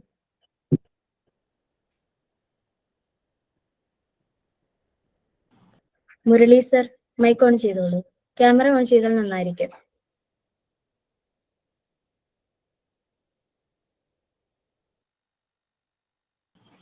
അസ്കർ സർ, മൈക്ക് ഓൺ ചെയ്യാം, ക്യാമറ ഓൺ ചെയ്യാം, സംസാരിക്കാം. ഓക്കെ ഡോക്ടർ, എനിക്കിത് ഈ പറഞ്ഞ പോലെ യൂറിക് ആസിഡ് ഒരു വർഷങ്ങളായി, ഏകദേശം ഒരു 10-15 വർഷമായി. ആദ്യമൊക്കെ ചെക്ക് ചെയ്യുന്ന സമയത്ത് 7.5 അങ്ങനെയായിരുന്നു. ഞാൻ ഇന്നലെ ചെക്ക് ചെയ്തു, അപ്പോൾ 8.5 ആണ് കാണുന്നത്. എനിക്കങ്ങനെ പ്രത്യേകിച്ച് വേദനയും കാര്യമൊന്നും കാണുന്നില്ല. ഒരു 10 വർഷം മുന്നേ ഈ പറഞ്ഞ പോലെ കാലിൻ്റെ തള്ളവിരലിനൊരു വീക്കം, ഭയങ്കരമായിട്ട് ചുവപ്പൊക്കെ വന്നിട്ടുണ്ടായിരുന്നു. പിന്നെ അതിന് ശേഷം അങ്ങനെ വേദനയും കാര്യമൊന്നുമില്ല. കാൽമുട്ട് രാത്രി ഉറങ്ങുന്ന സമയത്ത് മാത്രം ചെറിയൊരു ഒന്നിങ്ങനെ സൗണ്ട്, എന്താ പറയാ, ഒരു അകത്തുനിന്ന് ഒരു ഇങ്ങനെ പൊട്ടിച്ച് കളഞ്ഞു കഴിഞ്ഞാൽ ഒരു സമാധാനം ഉണ്ടാവും. ഉറങ്ങാൻ അങ്ങനെ പറ്റത്തുള്ളൂ. അപ്പോൾ ആ ഒരു ബുദ്ധിമുട്ടുള്ളൂ. അപ്പൊ എങ്ങനെയാണ് അത് ഡോക്ടർ, അതൊന്ന് ഒരു നോർമൽ ലെവലിലേക്ക് കൊണ്ടുവരാൻ എങ്ങനെയാണ്? ഏറ്റവും പ്രധാനപ്പെട്ട കാര്യം, യൂറിക് ആസിഡ് കൂടുതലാണെങ്കിൽ നോൺ വെജിറ്റേറിയൻ ആണോ വെജിറ്റേറിയൻ ആണോ? മിക്സ് ആണ്, രണ്ടും കഴിക്കുന്നുണ്ട്. രണ്ടും കഴിക്കുന്നുണ്ട്. കഴിയുന്നത്ര പ്രോട്ടീൻ ഫുഡ് കുറയ്ക്കുക. എസ്പെഷ്യലി മീൻ, ബീഫ്, ഇത് രണ്ടും കുറച്ചു കാലത്തേക്കിന് സ്റ്റോപ്പ് ചെയ്യുക തന്നെ ചെയ്യാം. എന്നിട്ട് കുക്കുംബർ ജ്യൂസ് കഴിക്കുക 2 നേരം. പറ്റാവുന്നത്ര പപ്പായ കഴിക്കുക. എന്തോ അത് ഇവിടുന്ന് വേറെ ആൾ പറയണോ? അപ്പൊ പറ്റുന്നത്ര പപ്പായ കഴിക്കുക. നാട്ടിലാണെങ്കിൽ പപ്പായയുടെ തളിയിലുള്ള വെള്ളം തിളപ്പിച്ചിട്ട് കുടിക്കാം. പിന്നെ നമുക്ക് വലിയ പ്രശ്നങ്ങളൊന്നും ഇല്ലാത്തത് കൊണ്ട് തന്നെ ഒരു ഹോമിയോ മെഡിസിന്റെ പേര് പറയാം. എല്ലാവർക്കും ഉപയോഗിക്കാനല്ല, താങ്കൾക്ക് ഉപയോഗിക്കാം. കോൾചിക്കം 3X എന്ന് പറയുന്ന ഒരു മെഡിസിൻ ആണ്. ഒരു 1 gram ബോട്ടിൽ വാങ്ങിയിട്ട് ഒരു 3 എണ്ണം വീതം 2 നേരം കഴിച്ചില്ല. ഓൾമോസ്റ്റ് ഡോക്ടർ ഒന്ന് സ്പെല്ലിംഗ് പറയോ? ഓക്കെ, ഞാൻ ടൈപ്പ് ചെയ്തിടാം, നോക്കാം.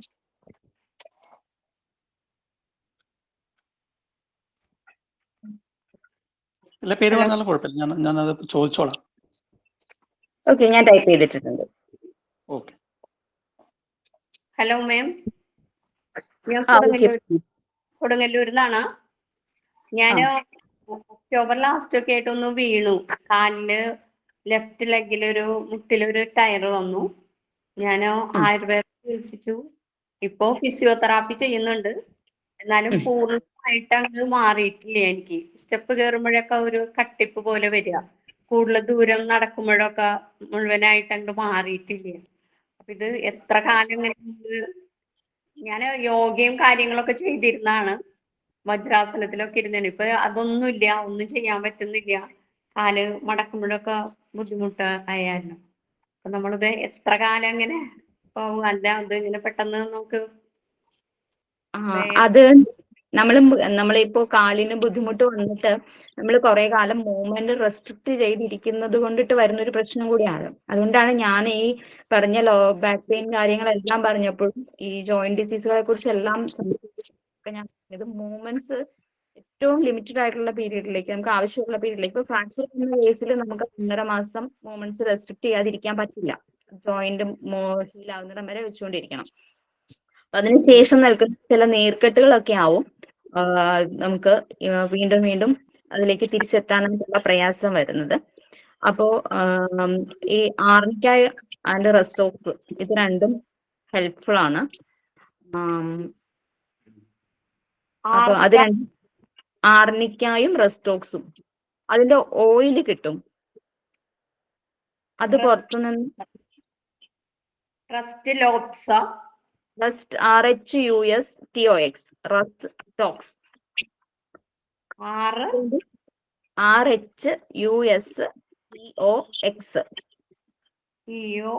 അല്ലേ? ഇത് രണ്ടും നല്ലതാണ്. അത് രണ്ടിന്റെയും ഓയിലായിട്ട് കിട്ടും.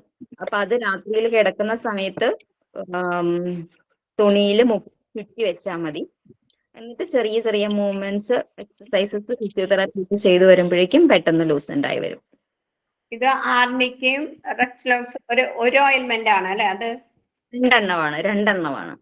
അപ്പൊ രണ്ടും കൂടി മിക്സ് ചെയ്തിട്ട് നമ്മൾ പുരട്ടേണ്ടി വരും. പിന്നെ ഫിസിയോതെറാപ്പി ഞാൻ ചെയ്യുന്നുണ്ട്. നീര് വലിക്കും. യോഗ ചെയ്തിരുന്ന ആളാണ്. പക്ഷെ ഇപ്പൊ എനിക്ക് യോഗയൊന്നും ചെയ്യാൻ പറ്റുന്നില്ല, ഒന്നും ചെയ്യുന്നില്ല ഞാൻ. ആയി വരും. എനിക്കത് പോണം. അപ്പൊ എല്ലാരും പിന്നെ ഇപ്പൊ ബസ്സിൽ കയറുക ഇറങ്ങാന്നൊക്കെ പറയുമ്പോ എനിക്ക് ഇറങ്ങുമ്പോഴൊക്കെ ഭയങ്കര ബുദ്ധിമുട്ട് വരുന്നതിന് അതൊന്നും ചെയ്യാൻ പറ്റുന്നില്ല. നമ്മള് മൂവ്മെന്റ്സ് റെസ്ട്രിക്റ്റ് ആയിട്ടുള്ള ജോയിന്റ്സിന് നമ്മള് മൂവ്മെന്റ്സ് കൊടുക്കുമ്പം നമുക്ക് കംഫർട്ടബിൾ ആയിട്ട് എത്രത്തോളം മൂവ് ചെയ്യിക്കാൻ പറ്റുമോ അത്രത്തോളം നമ്മൾ ദിവസേന ചെയ്തുകൊണ്ടിരിക്കണം. നമ്മള് സ്റ്റെപ്പുകൾ കയറി ഇറങ്ങണ, കുറച്ച് സ്റ്റെപ്പ് കയറി കുറച്ച് ഇറങ്ങാല്ലേ എല്ലാ ദിവസവും? ഒരു സ്റ്റെപ്പ് കയറി ഇറങ്ങണ്ട. കട്ടിലിൽ അവര് ഫിസിയോതെറാപ്പിക്ക് ചെയ്യുന്ന എക്സസൈസസ് ഉണ്ടല്ലോ, അല്ലെങ്കിൽ വീട്ടിൽ ഇരുന്നിട്ട് മുട്ട് മടക്കാനല്ലേ പ്രയാസമുള്ളത്. ഇപ്പൊ മുട്ട് മടക്കുകയും നിവർത്തുകയും ചെയ്യാം. മുട്ട് മടക്കുകയും നിവർത്തുകയും ചെയ്യുമ്പോൾ ശ്രദ്ധിക്കേണ്ട കാര്യം എന്താണെന്ന് വെച്ച് കഴിഞ്ഞാൽ ഒരിക്കലും ഓവർ സ്ട്രെയിൻ വരരുത്. നമ്മൾ ബലം പിടിച്ചിട്ട് ആക്കണ്ട, നമ്മൾ തനിയെ ചെയ്യും. നമുക്ക് വേദന ഇല്ലാതെ എത്രത്തോളം മടക്കിക്കൊണ്ട് വരാൻ പറ്റുമോ അത്രത്തോളം മടക്കിക്കൊണ്ട് വരാം. ദിവസേന ചെയ്യുമ്പം നമുക്ക് മടക്കിക്കൊണ്ട് വരാൻ പറ്റുന്നതിന്റെ ഏകദേശം ഇങ്ങനെ ഉപ്പൂറ്റി ബാക്കിൽ ഇങ്ങനെ മുട്ടിക്കാൻ ഏകദേശം പറ്റുന്നുണ്ട്. പിന്നെ അത് കുറച്ച് ദിവസങ്ങൾക്കുള്ളിൽ തന്നെ ഫ്രീ ആവും, കുഴപ്പമില്ല. ചെറിയ ദിവസം ഉണ്ടാവും, അതുകൊണ്ടാ. Thank you ma'am.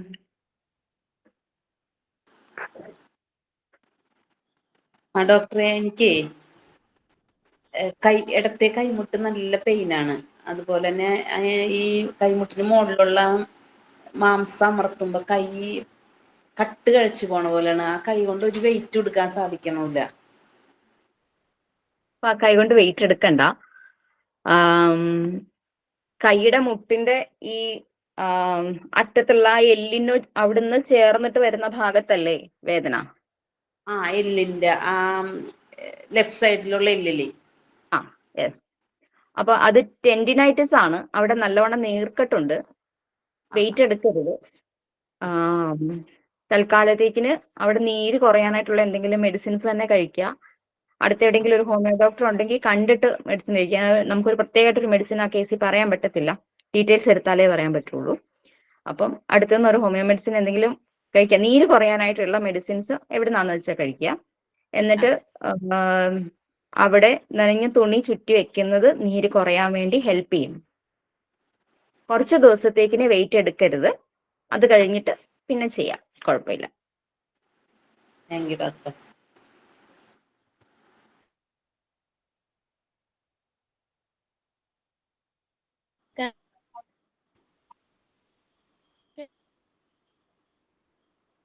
ഹലോ ഡോക്ടറെ, ചോദിച്ചോട്ടെ? പറയൂ മാം. Good evening. ഞാൻ തിരുവല്ലയിൽ നിന്നാണ് മാം. എനിക്ക് 49 വയസ്സായേ. എനിക്ക് നടുവിന് വേദന പെട്ടെന്ന് വന്നു കഴിഞ്ഞപ്പോൾ പോയി എക്സ്റേ എടുത്ത് നോക്കാൻ ഡോക്ടർ പറഞ്ഞപ്പോൾ ചെയ്തപ്പോൾ എനിക്ക് എന്താ പറയണ്ടേ, തേയ്മാനത്തിന്റെ പ്രശ്നമുണ്ട്. ഞാൻ യോഗയൊക്കെ ചെയ്തുകൊണ്ടിരുന്ന, ഞാനത് വാനപ്രസ്ഥം കോഴ്സൊക്കെ ചെയ്ത ആളാണേ. അപ്പൊ സാറ് പറഞ്ഞു തന്ന യോഗയും കാര്യങ്ങളും ഒക്കെ ചെയ്യുന്നുണ്ടായിരുന്നു. അതൊക്കെ ചെയ്തു കഴിഞ്ഞ് അങ്ങനെ മുന്നോട്ട് പോയ സമയത്താണ് എനിക്ക് പെട്ടെന്ന് എന്താ ശ്വാസം വിലങ്ങിയിട്ട് ശ്വാസം വിടാൻ പറ്റാത്ത പോലത്തെ ഒരു ബുദ്ധിമുട്ട് വന്നപ്പോഴാണ് ഡോക്ടറെ കണ്ടപ്പം ഇങ്ങനെ പറഞ്ഞു. അപ്പൊ അത് കഴിഞ്ഞപ്പോൾ എന്നോട് പറഞ്ഞു എക്സസൈസ് ഒന്നും അങ്ങനെ ചെയ്യണ്ട, ചെയ്തു കഴിഞ്ഞാൽ ഇത് പ്രശ്നം ഉണ്ടാകും, ബെൽറ്റ് ഇടണം എന്നൊക്കെ പറഞ്ഞു. പക്ഷെ എനിക്ക് ബെൽറ്റ് ഇടുന്നതിനോട് അത്ര താല്പര്യം അങ്ങോട്ട് തോന്നിയില്ല. പിന്നെ ഞാൻ കുറച്ച് എന്താ പറയണ്ട, വെയിറ്റ് എടുക്കുന്ന അങ്ങനത്തെ ഒക്കെ കുറച്ചു. പക്ഷെ എന്നാലും എനിക്ക് ബോഡി വെയിറ്റ്, ഞാൻ ഫുഡൊക്കെ കൺട്രോൾ ചെയ്തിട്ട് പോകുന്നു. നോൺ വെജ് കഴിക്കും, എന്നാലും അങ്ങനെ ഒത്തിരി ഒന്നും കഴിക്കത്തില്ല. വെജിറ്റേറിയൻ ആണ് കൂടുതലും. കുക്കുംബർ ജ്യൂസ് ഒക്കെ കുടിക്കുന്നുണ്ട്. എന്നിട്ടും എനിക്ക് അങ്ങോട്ട് ഇടയ്ക്ക് അങ്ങനെ ഇരിക്കുമ്പോൾ നടുവിനും പുറഭാഗത്തും ഒക്കെ ആയിട്ട് നല്ല വേദന വരുന്നുണ്ട്. അപ്പൊ അതിന് ഹോമിയോയിൽ എന്തെങ്കിലും മെഡിസിന് എടുക്കാൻ എനിക്ക് പറ്റുമോ എന്നൊന്ന് പറഞ്ഞു തന്നാൽ. ഹോമിയോ മെഡിസിൻസ് കഴിക്കാം. ഒത്തിരി സിവിയർ ആയിട്ട് പ്രശ്നങ്ങൾ നീർക്കെട്ടോ വരുന്നുണ്ടെങ്കിൽ അടുത്തൊരു ഡോക്ടറെ കണ്ടിട്ട് തന്നെ മെഡിസിൻ എടുക്കാം. ഇല്ല നമുക്ക് ജസ്റ്റ് ഒരു ചെറിയ പെയിൻ പോലത്തെ കണ്ടീഷൻസ് നിൽക്കുന്നുണ്ടെന്നുള്ളെങ്കിലേ ഉള്ളെങ്കിൽ കാൽസ്യം മഗ്നീഷ്യം സപ്ലിമെന്റ് ചെയ്താൽ മതിയായിരിക്കും. അത് മാത്രം എടുത്താൽ മതി അല്ലേ, കാൽസ്യം മഗ്നീഷ്യം? അതെങ്ങനെ ഇപ്പൊ എടുക്കുന്നത് കൊണ്ട് കുഴപ്പമില്ലല്ലോ ഡോക്ടറെ? ഇല്ല, അസിഡിറ്റി കൺട്രോൾ ചെയ്യണം എന്നുള്ളതേ ഉള്ളൂ. എന്നിട്ട് മെഡിസിൻ എടുത്തോളൂ, കുഴപ്പമില്ല. റെസ്ട്രിക്ട് ചെയ്യരുത്, മൂവ്മെന്റ്സ് ചെയ്യണം. നമുക്ക് ഞാൻ മൂവ്മെന്റ്സ് റെസ്ട്രിക്ട് ചെയ്യുന്ന കേസസ് ഏതാന്ന് വെച്ച് കഴിഞ്ഞാൽ ന്യൂറോളജിക്കലി ന്യൂറോളജിക്കലി ബാധിച്ചിട്ടുണ്ടെങ്കിൽ മാത്രമേ മൂവ്മെന്റ്സ് റെസ്ട്രിക്ട് ചെയ്യാൻ പാടുള്ളൂ. ആ കേസിൽ ഡിസ്ക് ബൾജ് ഒക്കെ വല്ലാത്ത രീതിയിൽ എനിക്ക് ഈ ഷോൾഡറിന്റെ ഭാഗത്തായിട്ടാണ് ഇങ്ങനെ ബൾജ് ചെയ്തതായിട്ട് കണ്ടത്. അവിടെ നല്ല പെയിൻ ഉണ്ടായിരുന്നത്, ഷോൾഡറിന് താഴെയായിട്ട്. അത് നീർക്കെട്ടാണ്. ഇപ്പം സെർവിക്കൽ ബോൺസിനാണ്, അവിടെയാണ് ചെറിയ പ്രശ്നമുള്ളത്. അപ്പൊ ഭയങ്കരമായിട്ടുള്ള ന്യൂറോളജിക്കൽ കമ്പൽഷൻ ഉണ്ടെങ്കിൽ നമുക്ക് കൈക്ക് മരപ്പും കൈയിലേക്ക് വേദനയൊക്കെ എക്സ്റ്റെൻഡ് ചെയ്ത് വരും.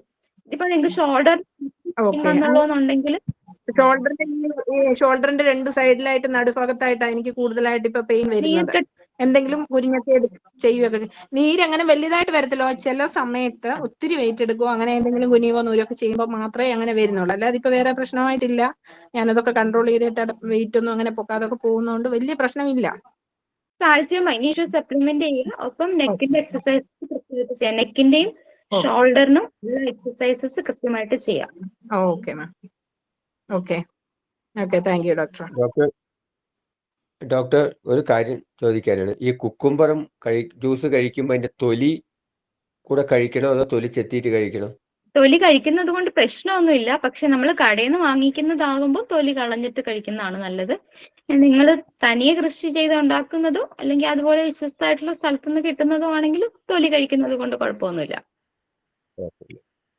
Okay, thank you doctor. Thank you. ഡോക്ടറെ ചോദിച്ചോട്ടെ? ചോദിച്ചോളൂ. ഹലോ, എൻ്റെ മോന് 3 വർഷം മുമ്പേ കോളേജിൽ പഠിക്കുന്ന സമയത്ത് ഷട്ടിൽ കളിച്ചപ്പോൾ പുറത്തെ തോളലിൻ്റെ അകത്തൊരു ഇടർച്ച പോലെ ഉണ്ടായിരുന്നു. അതിനുശേഷം തോപ്പലയുടെ ആലിൻ്റെ അത് കഴിഞ്ഞിട്ട് ഈ ഒരു കുറച്ചുനാൾ മുമ്പേ ഒരു ബൈക്ക് ആക്സിഡൻ്റ് ഉണ്ടായി.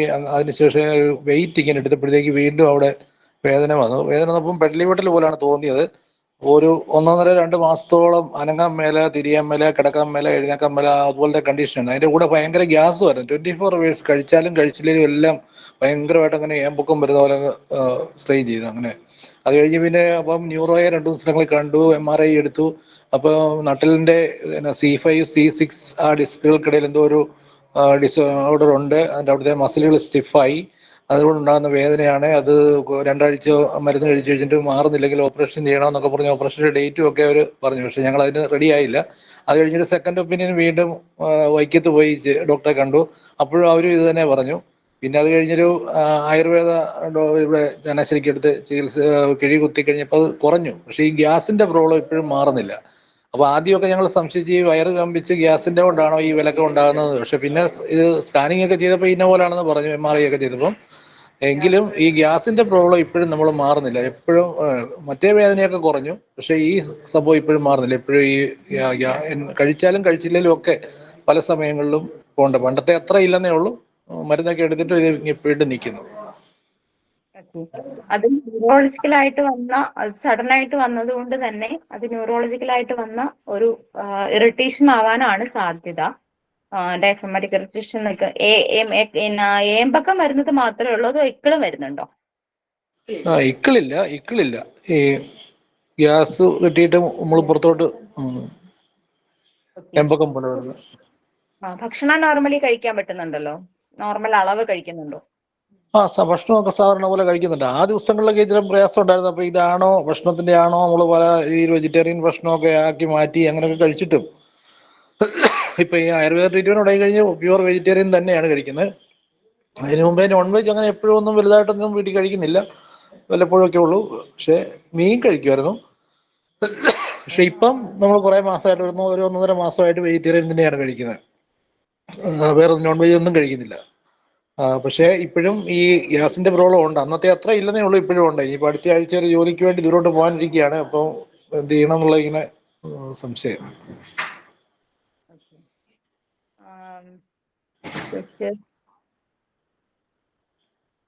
അർച്ചനോട് നമ്പർ വാങ്ങിച്ചിട്ടുണ്ടെന്ന് ബാക്കി ഡീറ്റെയിൽസ് കൂടി ചോദിച്ചിട്ട് പറയാം. Okay, thank U.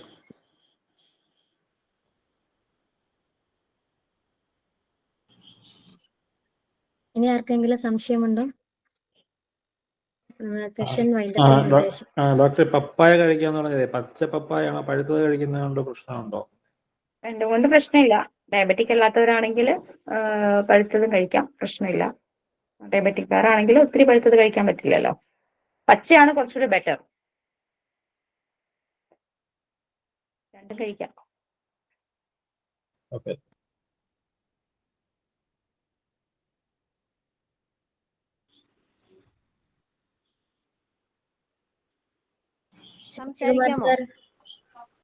മാം, ഞാൻ ഒരു കാര്യം കൂടെ ചോദിച്ചോട്ടെ?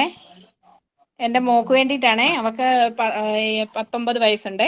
അവളുടെ പല്ലിന്റെ ഈ 2 ഭാഗത്തായിട്ട് ഇങ്ങനെ എന്തെങ്കിലും ഫുഡ് കഴിക്കുകയോ വെള്ളം കുടിക്കുകയോ ഒക്കെ ചെയ്യുവാണെന്നുണ്ടെങ്കിൽ ഭയങ്കരമായിട്ട് പുളിപ്പ്,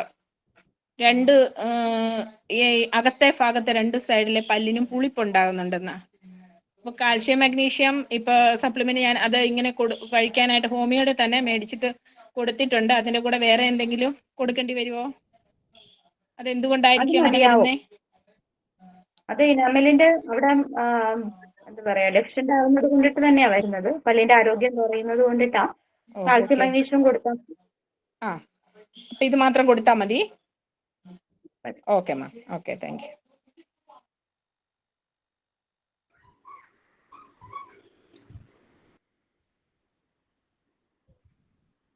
ചോദിക്കാമോ? തീർച്ചയായിട്ടും. എനിക്ക് കേൾക്കാൻ പറ്റുന്നില്ല ഞാൻ പറയുന്നത്, അതുകൊണ്ടാണ്. അവിടെ കേൾക്കുന്നുണ്ടോന്ന് അറിയാനും വയ്യ. കേൾക്കാം. പറഞ്ഞോട്ടെ. എനിക്ക് നെക്കിന്റെ ലെഫ്റ്റ് സൈഡായിട്ട് ചെറിയൊരു പെയിൻ ഇടയ്ക്കിടയ്ക്ക് എന്തെങ്കിലും ഓവർ സ്ട്രെയിൻ ചെയ്യുമ്പോൾ വരുവേ, സിസ്റ്റം ഒക്കെ അധികം യൂസ് ചെയ്യുമ്പോഴേക്കും. അപ്പോൾ ചെറിയൊരു തലവേദന പോലെയൊക്കെ വരും. അതിങ്ങനെ ഇടയ്ക്കിടയ്ക്കായിട്ട് വരുന്നുണ്ട്. ഞാൻ കാൽസ്യം ഒക്കെ കഴിക്കുന്നുണ്ട്. അതിപ്പോൾ അങ്ങനെ വരുമ്പോൾ എന്താ ചെയ്യാൻ പറ്റുന്നതെന്ന്? ഒരു റൂട്ടാ ക്യൂ എന്ന് പറഞ്ഞിട്ടൊരു മരുന്ന് എനിക്കൊരു ഹോമിയോ ഡോക്ടർ തന്നത്, അത് കഴിക്കുന്നുണ്ട് 3 നേരം. നെക്കിന്റെ ലെഫ്റ്റ് സൈഡിലേക്കാണോ പെയിൻ വരുന്നത്? ലെഫ്റ്റ് സൈഡ് ആണ് മാഡം. ഇപ്പൊ ചെറിയൊരു മൈൽഡ് ആയിട്ടുള്ള മറ്റേ സ്പോൺലൈറ്റീസിന്റെ ഇതുപോലെ ഉണ്ട്. ഒരു MRI എടുത്തപ്പോൾ അങ്ങനെ ഉണ്ടായിരുന്നു. എപ്പോഴും ഇല്ല. ഈ നെക്കിന്റെ എക്സസൈസ് ഒക്കെ ചെയ്യാറുണ്ട്. സിസ്റ്റം ഒക്കെ കുറച്ചു നേരം കൂടുതൽ യൂസ് ചെയ്യുമ്പോഴേക്കും ഇങ്ങനെ വന്നു കഴിഞ്ഞാൽ പിന്നെ തലവേദന, സൈഡ് തൊട്ട് വേദനയായിട്ട് പിന്നെ തലവേദനയാവും. പിന്നെ 1-2 ദിവസമൊക്കെ കഴിഞ്ഞാലേ ഉള്ളൂ. ഈ മരുന്ന് കഴിച്ചാലും ഒന്നും ഏൽക്കത്തില്ല. അപ്പൊ ഒരു കാര്യം, ഞാൻ ഒരു മെഡിസിൻ ഇടാം. അത് വാങ്ങിച്ചിട്ട് ഒരു 4 ഡോസ് മെഡിസിൻ വാങ്ങിച്ചിട്ട് കഴിക്കൂ. ആകെ 4 ഡോസേ വാങ്ങിച്ച് കഴിക്കാവുള്ളൂ.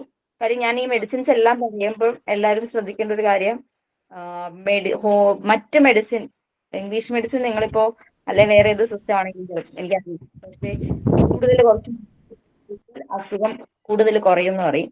പക്ഷെ ഹോമിയോ മെഡിസിൻ ഒരു പ്രശ്നമുണ്ട്, നിങ്ങൾ മരുന്ന് ആവശ്യത്തിൽ കൂടുതൽ കഴിച്ചു കഴിഞ്ഞാൽ അസുഖം കൂടും. മരുന്നിന് തിരിച്ച് റിയാക്ട് ചെയ്യാനുള്ള ഒരു കപ്പാസിറ്റി ഉണ്ട്. അതുകൊണ്ടാണ് നമ്മൾ ഒരിക്കലും ഈ മരുന്നുകൾ ഹോമിയോ ഡോക്ടേഴ്സ് ഒരിക്കലും ആർക്കും എഴുതി പ്രിസ്ക്രിപ്ഷൻ കൊടുക്കാത്തതിന് ഭയങ്കര പ്രശ്നങ്ങളുണ്ട്. പക്ഷെ അതുകൊണ്ടാണ് ആരും കൊടുക്കാത്തത്. കാര്യം ഓവർ ഡോസേജ് മെഡിസിൻ എത്തിയാൽ പിന്നെ ചിലപ്പോൾ ഡോക്ടർക്ക് പോലും ഒന്നും ചെയ്യാൻ പറ്റത്തില്ല. അപ്പൊ അതുകൊണ്ട് ഞാൻ തരുന്ന മെഡിസിൻ ജസ്റ്റ് 4 ഡോസ് വാങ്ങിക്കുക, കഴിക്കുക. പറയാമോ മാഡം? ഞാൻ നോട്ട് ചെയ്തോളാം. Spigelia, SPIGELIA. Spigelia 30. Spigelia madam ഒന്ന് റിപ്പീറ്റ് ചെയ്യുമോ? LIA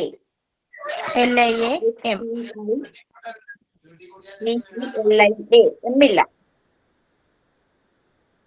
ലാസ്റ്റ് എമ്മില്ല. Spigelia 30 4 dose.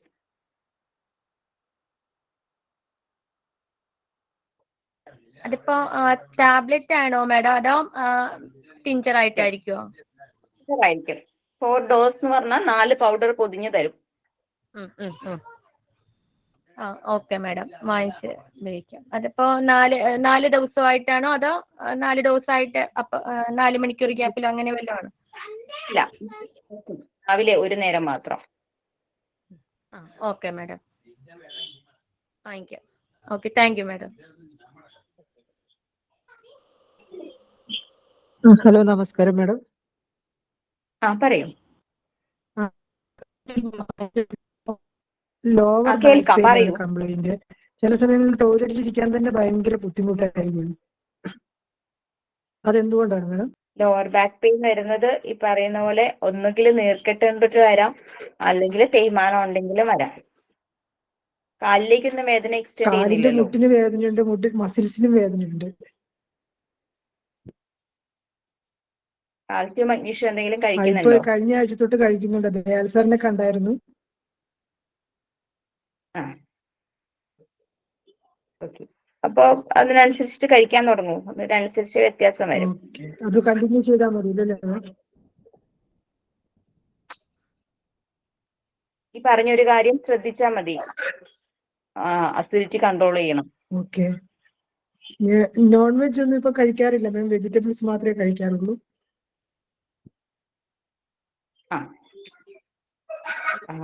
അപ്പൊ അതിനനുസരിച്ചിട്ട് ഫുഡ് കൺട്രോൾ ചെയ്യും. മീൻസ് ഫുഡിനകത്തേക്ക് കാൽസ്യം ഉള്ള സാധനങ്ങൾ, മറ്റുള്ളത് വെജിറ്റേറിയൻ ആയിട്ടുള്ള സാധനങ്ങൾ ആഡ് ഓൺ ചെയ്യാൻ മറക്കരുത്. റാഗിയോ മില്ലറ്റ് കഴിക്കാനായിട്ട് അത് ഒഴിവാക്കരുത്. അപ്പൊ ഇപ്പൊ മില്ലറ്റ്സ് ഒക്കെ യൂസ് ചെയ്യാൻ തുടങ്ങിയിട്ടുണ്ട്.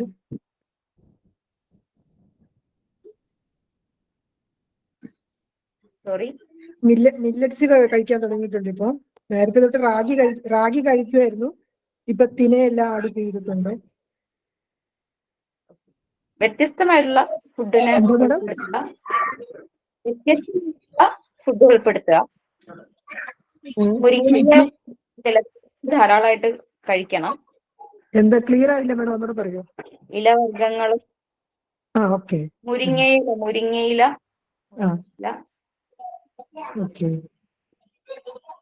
Okay, thank U. ശരി.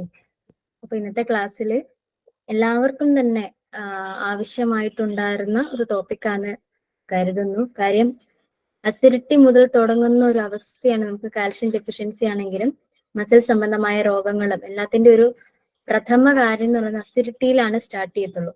ആർക്കൊക്കെ അസിഡിറ്റി വരുമെന്ന് ചോദിച്ചാല് ദയാൽ സാറ് പറയും എല്ലാവർക്കും അസിഡിറ്റി ഉണ്ട്. കാര്യം എല്ലാവരും വേവിച്ച ആ ഭക്ഷണമാണ് കഴിക്കുന്നത്.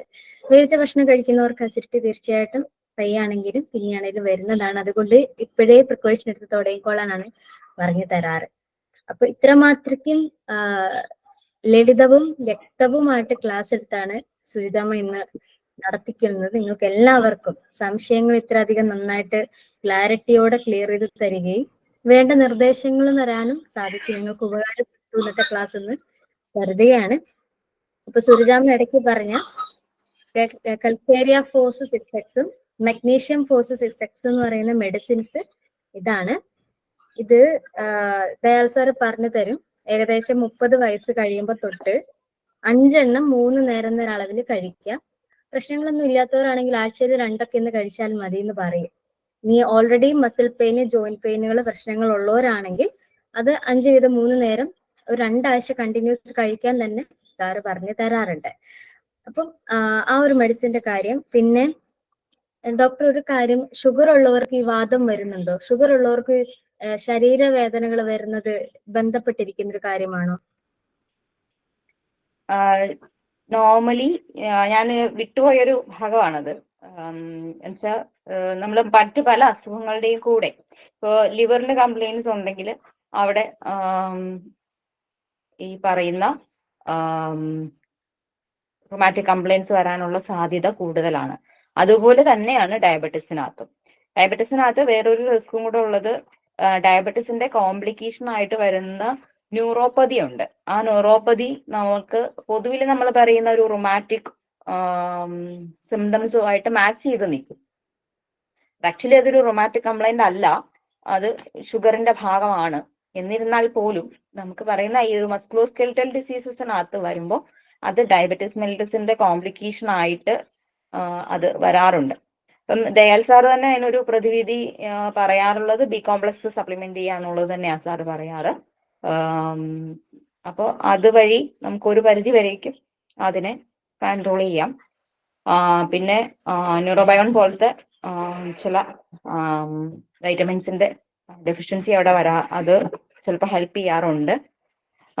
സാറിനോട് ഒരിക്കൽ സംസാരിക്കും. ഞാൻ കേസ് മിക്കവാറും ഇതിങ്ങനെ എപ്പോഴും വരുന്നൊരു കേസ് ആയതുകൊണ്ട് ഇതിനകത്ത് ഫുഡിനകത്ത് എന്തോ ചെയ്യാൻ പറ്റും എന്ന് ചോദിച്ചപ്പോൾ അന്ന് കിട്ടിയ മറുപടി നല്ല തവിട് കഴിച്ചാൽ അതിനൊരു പരിഹാരമാകുമെന്ന് പറഞ്ഞിരുന്നു. ശരി ശരി ഡോക്ടർ. അതേപോലെ മരുന്നുകളുടെ കാര്യം ഡോക്ടർ പറഞ്ഞു തന്നു. അർണിക തൊട്ട് എന്തെല്ലാം കരുതണം എന്നുള്ളത് കാര്യങ്ങളെല്ലാം ഡോക്ടർ പറഞ്ഞു തന്നിട്ടുണ്ട്. പിന്നെ പറയുന്ന ഒരു കാര്യം എന്ന് വെച്ചാല് ഇപ്പൊ പറഞ്ഞു കാൽഷ്യം മാത്രം കഴിച്ചാൽ പോരാ, മഗ്നീഷ്യം, ഫോസ്ഫറസ് ഇവര് 3 പേരും സഹോദരങ്ങളെ പോലെയാ, ട്വിൻസിനെ പോലെ. ഇവര് 3 പേരും ഒരുമിച്ചുണ്ടായിരിക്കണം നമ്മുടെ ഭക്ഷണത്തിൽ. അതുകൊണ്ടാണ് കാൽഷ്യത്തിന് മാത്രം മരുന്ന് കഴിക്കരുത്, കൽക്കേരിയ, മഗ്നീഷ്യം, ഫോസ് 3 കൂടെ ഉള്ള തന്നെ കഴിക്കണം എന്ന് എപ്പോഴും പറഞ്ഞുതരാം. ഡോക്ടർമാർ പറഞ്ഞുതരും. ഡോക്ടർ പ്രത്യേകിച്ച് എടുത്ത് പറഞ്ഞത്. അപ്പൊ അത് 3 അടങ്ങിയ ഭക്ഷണങ്ങൾ എന്തൊക്കെയാന്ന് ചോദിച്ചാൽ അതും കൂടെ ഒന്ന് ജസ്റ്റ് ഒന്ന് പറയാണ്. പ്രത്യേകിച്ച് സാർ എടുത്ത് പറഞ്ഞു തരുന്ന ഒരു കാര്യമാണ് എള്ള്. എള്ളിനകത്ത് ഇത് 3 ഉണ്ടെന്ന് എപ്പോഴും പറയാറുണ്ട്. എള്ള് അപ്പൊ എങ്ങനെ കഴിക്കണം എന്ന് ചോദിക്കാറുണ്ട്. കടുക് പൊട്ടിക്കുന്ന പോലെ പൊട്ടിച്ച് കറികളുടെ കൂടെ കഴിച്ചാൽ മതിയോ എന്നൊക്കെ ഒത്തിരി സംശയങ്ങൾ വന്നിട്ടുണ്ട്. അപ്പൊ എള്ള് കഴിക്കേണ്ട ഒരു വിധം സാറ് പറയുമ്പോൾ ഒരിക്കലും അത് പൊട്ടാനിടവരരുത് എന്ന് പറഞ്ഞു തരാറുണ്ട്. അത് ചൂടാവരുത് എന്ന് പറയാറുണ്ട്. സോ എള്ള് കഴിക്കേണ്ട വിധം 1/2 കിലോ എള്ളെടുത്താല് 60 ഗ്രാം ചുക്കുപൊടി ചേർത്ത് ആവശ്യത്തിന് ചക്കര എന്നിവ ചേർത്തിട്ട് 1-2 മിനിറ്റ് ഒന്ന് ചൂടാക്കുക. That's all. പൊട്ടരുത് ഒരിക്കലും. എന്നിട്ട് നമുക്ക് നല്ല എള്ളുണ്ട ഉണ്ടാക്കിയോ അല്ലെങ്കിൽ ജസ്റ്റ് ഇതൊന്ന് മിക്സ് ചെയ്ത് വെറുതെ ഓരോ സ്പൂണ് ഡെയിലി കഴിച്ചാൽ ഏറ്റവും നല്ലതാണ്. ഗർഭിണികൾക്ക് സാർ ഏറ്റവും സജസ്റ്റ് ചെയ്യുന്ന ഒരു സാധനമാണിത്, 30 വയസ്സ് കഴിഞ്ഞവർക്കും. അതുകൊണ്ട് നിർബന്ധമായിട്ട് നമ്മുടെ വീട്ടിൽ ഇത് ഉണ്ടാക്കി വെക്കുക. അനുഭവ സമ്പത്തിൽ നിന്ന് പറയുമ്പോൾ നേരത്തെ പീരിയഡ്സ് വരുമ്പോൾ നല്ല വേദന ഉണ്ടായിരുന്ന ഒരു വ്യക്തിയായിരുന്നു. ശേഷം അസിഡിറ്റി മാറ്റിയിട്ട് ഈ എള്ള് നിത്യം എന്ന് പറയുന്ന അവസ്ഥയിൽ കഴിക്കാൻ തുടങ്ങിയപ്പം ഇപ്പൊ പീരിയഡ്സിനെ പറ്റി യാതൊരു പ്രശ്നവും ഇല്ല, ഒട്ടും പ്രശ്നമില്ല. ബ്ലഡ് ഫ്ലോ ഒരു പ്രോബ്ലം നന്നായി ഒട്ടുമില്ല. അപ്പൊ ഇതിന്റെ മാറ്റമാണ് മില്ലറ്റിലേക്ക് ഷിഫ്റ്റ് ചെയ്ത് അങ്ങനെ പല പല കാര്യങ്ങൾ മാറ്റി ഇപ്പൊ കണ്ട ഒരു നല്ല ഗുണമായിരുന്നു. അപ്പൊ എള്ള് നമ്മൾ ഇതുപോലെ കഴിച്ചാൽ വളരെ നല്ലതാണ്. ഇനി അതുപോലെ തന്നെ അര കിലോ എള്ള് 60 ഗ്രാം ചുക്കുപൊടി, 60 ഗ്രാം ചുക്കുപൊടി, ആവശ്യത്തിന് ചക്കര. ഇത് വെറുതെ മിക്സ് ചെയ്തിട്ട് നിങ്ങൾ ഓരോ ദിവസം ഓരോ സ്പൂൺ കഴിച്ചാൽ മതി. എല്ലാവരും കഴിച്ചിരിക്കാൻ നല്ലതാണ്. ഇത് അമിതമായി പോകുമെന്നൊരു പേടി വേണ്ട. കാര്യം വളരെ മൈന്യൂട്ട് ലെവലിലാണ് നമ്മൾ കഴിക്കുന്നത്. ഒരു കുഞ്ഞു സ്പൂണിന്റെ അളവാണ് ഈ പറയുന്നത്. ഇനി നമ്മൾ ദൈനംദിന ജീവിതത്തിൽ എന്തെല്ലാം ഭക്ഷണത്തില് ഈ പറഞ്ഞ കാൽഷ്യം മഗ്നീഷ്യം എല്ലാം കൊണ്ടുവരാം എന്നുള്ളതിനെ പറ്റി ഒന്ന് നോക്കുമ്പോൾ അതിനകത്ത് മുരിങ്ങ, ഡോക്ടർ പറഞ്ഞ മുരിങ്ങയുണ്ട്. അപ്പൊ മുരിങ്ങ എങ്ങനെ കഴിക്കണം? നമ്മൾ സാധാരണ ഇലക്കറികളെ ഏറ്റവും കൂടുതൽ ഈ തോരൻ പോലെ ആക്കിയാണ് കഴിക്കുന്നത്. ഈ തോരൻ പോലെ വെക്കുമ്പോൾ ഒരു പ്രശ്നം എന്ന് പറഞ്ഞാൽ അത് ചൂടാക്കി വഴറ്റി വല്ലാത്തൊരവസ്ഥയിലാണ് അതിനെ കഴിക്കുന്നത്. ഇലക്കറികൾ ഒരിക്കലും ആ രീതിയിലല്ല അത് കഴിക്കേണ്ടത്. ചിലത് മാത്രമാണ് വളരെയധികം ചൂടാക്കി കഴിക്കാനായിട്ട് പറയുക. മുരിങ്ങയുടെ ഗുണം കിട്ടണമെങ്കിൽ ഈ പറഞ്ഞ മഴക്കാലത്ത് മുരിങ്ങ കഴിക്കാൻ സജസ്റ്റ് ചെയ്യാറില്ല സാധാരണ.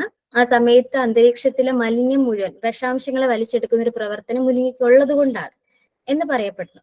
അപ്പൊ മുരിങ്ങ കഴിക്കുന്ന സമയത്ത് മുരിങ്ങയില തിളപ്പിച്ച വെള്ളം കുടിക്കാൻ പറയും. ഒരു പിടി മുരിങ്ങയില 2 ഗ്ലാസ് വെള്ളത്തിലിട്ട് തിളപ്പിച്ച് കുടിക്കാൻ പറയും. ക്ഷീണമുള്ളപ്പോൾ കുടിക്കേണ്ടതാണ്. നന്നായിട്ട് കാൽഷ്യം ഒക്കെ വേണം. ഈ പറഞ്ഞ വേദനകൾ ഉള്ളപ്പോൾ ഇത് കുടിക്കുന്നത് നല്ലതാണ്. അല്ലെങ്കിൽ ചെയ്യേണ്ട കാര്യം മുരിങ്ങയില ഒരു പിടി പറിച്ചിട്ട് ചൂടുചോറിന്റെ ഇടയിലിട്ട് കഴിച്ചോളുക. ഇങ്ങനെയാണ് മുരിങ്ങയില കഴിക്കാൻ പറയുന്നത്. അതുപോലെ മറ്റൊരു കാര്യമാണ് അഗസ്തിപ്പൂവ്.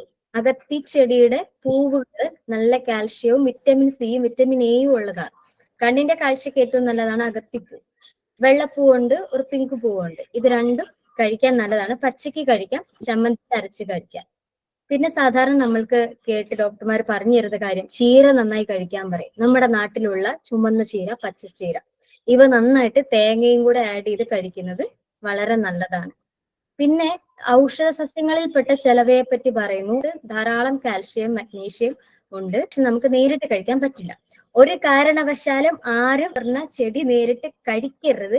അനുഭവ സമ്പത്തിൽ നിന്ന് പറയാണ്, പൊള്ളിപ്പോവും ആമാശയവും കുടലും വായും എല്ലാം. അത്രയ്ക്കും എന്തോ ഒരു ദ്രാവകം കെമിക്കൽ അതിനകത്തുണ്ട്.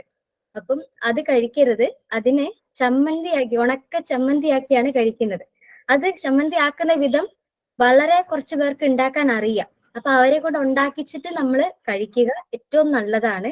പണ്ട് ഈ ശബരിമല പോലുള്ള സ്ഥലങ്ങളിൽ പോകുന്നവർ കൊണ്ടുപോകുന്നതാണ് പറഞ്ഞു കേട്ടിട്ടുണ്ട്. അത് ഏറ്റവും നല്ലതാണ്. പിന്നെ അശോകച്ചെത്തി ചില പ്രദേശങ്ങളിൽ നന്നായിട്ട് കാണാൻ പറ്റും. അതിന്റെ പൂവ് നല്ലതാണ്. സ്ത്രീകളിൽ ഉണ്ടാവുന്ന ആർത്തവ സംബന്ധമായിട്ടുള്ള പല ചങ്ങലം വരണ്ട അതിന് ലീഫ് കുറവാണ്. ഒരു കോവലിന്റെ ലീഫ് പോലത്തെ ഒരു ലീഫ് ഓരോ മുട്ടിനും 1-2 വെച്ചേ ഉണ്ടാവുള്ളൂ. എല്ലോടിയൻ ഞാൻ നടവിടാം. ചങ്ങലം വരണ്ട എന്ന് പറയുന്നത് ശരിക്കും ചങ്ങലേര ആ കണ്ണികൾ പോലെ തന്നെ കിടക്കും. അത് ഒരു കണ്ണി എടുത്തിട്ട് അതിന്റെ 4 കോണുണ്ട്, 4 കോർണർ. ആ കോർണറിന്റെ ആ ഒരു നാര് ഉരിച്ച് കളഞ്ഞിട്ട് അതിനെ ചെറുതായിട്ട് അരിഞ്ഞ് എള്ളെണ്ണയിലിട്ട് വഴറ്റണം. എള്ളെണ്ണയിലിട്ട് വഴറ്റിയിട്ട് അതിന് ആ എണ്ണ മാറ്റണം. എണ്ണ മാറ്റിയാൽ ആ എണ്ണ പരണ്ട തൈലം എന്ന് പറഞ്ഞാൽ ഉപയോഗിക്കാം. മറ്റേന് തോരൻ വെച്ച് കഴിക്കുകയോ അല്ലെങ്കിൽ പൊടിയിൽ കൂടെ ചേർത്ത് ഇടിച്ച് ചമ്മന്തിയായി കഴിക്കുകയോ ചെയ്യാം. ഇതാണ് ചങ്ങലം വരണ്ട. മറ്റേ എല്ലൊടിയനും ഇതിന് രണ്ടും ഡിഫറൻ്റ് ആണ്.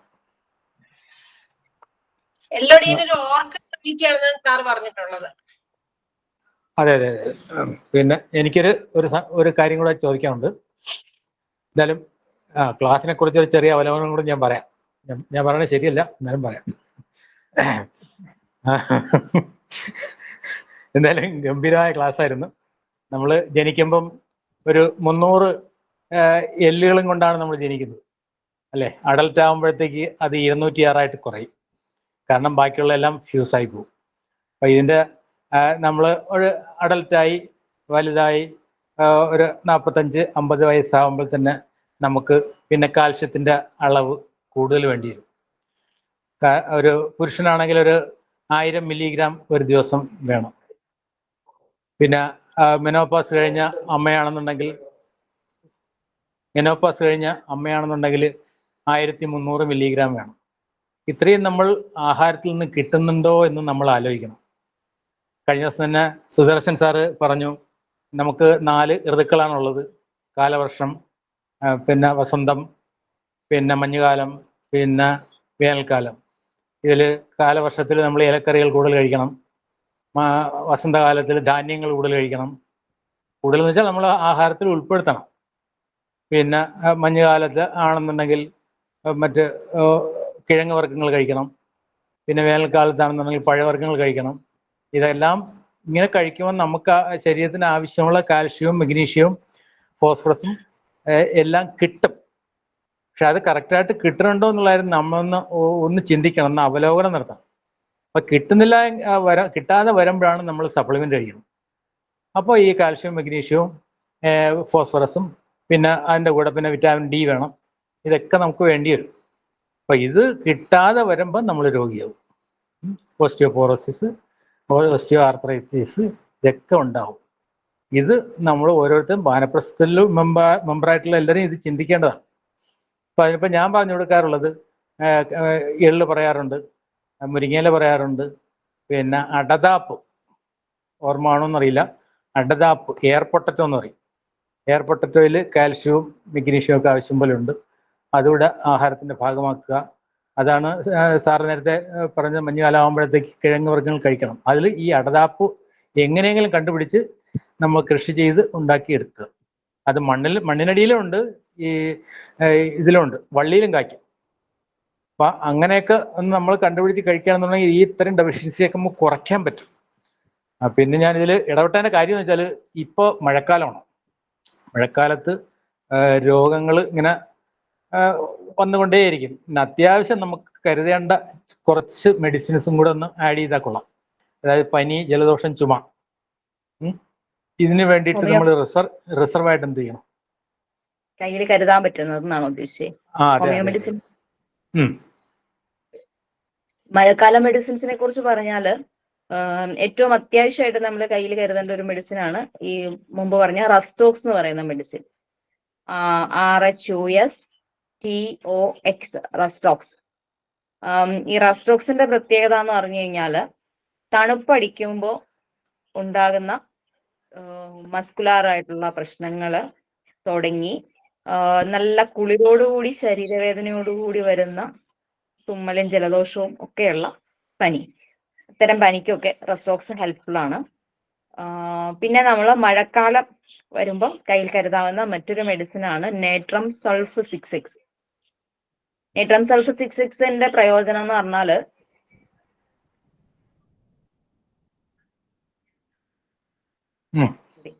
നേട്രം സൾഫ് 6Xന്റെ പ്രയോജനം എന്ന് പറഞ്ഞാൽ ഈ മഴക്കാലം എന്ന് പറയുന്ന കാലം നമുക്കറിയാം, നമ്മുടെ ചുറ്റുപാടും ഹ്യൂമിഡിറ്റി കൂടി നിൽക്കുന്ന, അതായത് ആർദ്രത കൂടി നിൽക്കുന്ന സമയമാണ്. അപ്പൊ നമ്മുടെ ബോഡിയിൽ, അതുകൊണ്ടാണ് നമ്മൾ ഈ വേനൽക്കാലത്ത് പഴങ്ങൾ കഴിച്ചിട്ട് മഴക്കാലത്തിലേക്ക് വരുമ്പോൾ നമ്മൾ പഴങ്ങളെ കുറയ്ക്കാൻ പറയുന്നതിന്റെ കാര്യം, ഓൾറെഡി നമ്മളുടെ ചുറ്റുമുള്ള അന്തരീക്ഷത്തിൽ ആർദ്രത കൂടി നിൽക്കുകയാണ്. അപ്പോൾ നമ്മൾ കോൾ വരുന്നത് കൊണ്ടാണ് ഇടയ്ക്ക് ഡിസ്റ്റർബൻസ് വരുന്നത്, സോറി. അപ്പോൾ ഈ നമ്മുടെ ശരീരത്തിന്റെ വാട്ടർ ബാലൻസ് മെയിൻറ്റെയിൻ ചെയ്ത് നിൽക്കാൻ പ്രയാസം വരുമ്പോഴാണ് നമുക്ക്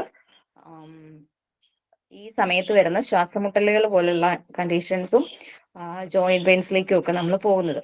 അപ്പൊ അതുകൊണ്ടിട്ട് തന്നെ ഈ നേട്രം സൾഫ് വാട്ടർ ബാലൻസ് ചെയ്യും. അതുകൊണ്ടിട്ട് നേട്രം സൾഫ് സപ്ലിമെന്റ് ചെയ്യാവുന്ന ഒരു കാര്യമാണ്. എല്ലാവരിലും അല്ല, എന്നാലും നമുക്ക് നേട്രം സൾഫ് കയ്യിൽ കരുതാം. പ്രത്യേകിച്ചും ഈ മഴക്കാലം വരുമ്പോൾ വരുന്ന ശ്വാസമുട്ടലുകളും ജോയിന്റ് പെയിൻസും വരുന്ന ആളുകൾക്ക്, മഞ്ഞുകാലം അവർക്ക് വലിയ പ്രശ്നം ഉണ്ടാകത്തില്ല തണുപ്പാണെങ്കിൽ. മഴക്കാലത്ത് ജോയിന്റ് പെയിൻസും ശ്വാസമുട്ടലുകളും അങ്ങനത്തെ അക്യൂട്ട് ഇൻഫെക്ഷൻസ് ഒക്കെ വരുന്ന ആളുകൾക്ക് നേട്രം സൾഫ് 6X ഡോസിൽ മതി. നമുക്ക് ഡെയിലി ഇൻടേക്ക് ചെയ്താൽ ആ കാലം വലിയ പ്രശ്നമില്ലാണ്ടങ്ങ് പോകും. പിന്നെ അതുപോലെ കയ്യിൽ കരുതാവുന്ന മെഡിസിനാണ് ബ്രയോണിയ ചെസ്റ്റ് ഇൻഫെക്ഷൻ, ചുമയോട് കൂടിയ ചെസ്റ്റ് ഇൻഫെക്ഷനോട് കയറി വരുന്നെങ്കിൽ മാത്രമാണ് ബ്രയോണിയയിലേക്ക് പോവുക. പിന്നെ ഈ പ്രത്യേകിച്ച് നമ്മുടെ ഇപ്പോഴത്തെ ഒരു കാലാവസ്ഥയിൽ നമ്മൾ കയ്യിൽ കരുതേണ്ട വേറൊരു മെഡിസിൻ അത്യാവശ്യം യൂപ്പറ്റോറിയം ആണ്. യൂപ്പറ്റോറിയം എപ്പോഴും നമ്മൾ പണ്ട് ചിക്കൻ ഗുനിയയ്ക്ക് പ്രിവെന്റീവ് കൊടുത്ത സാധനമാണ്.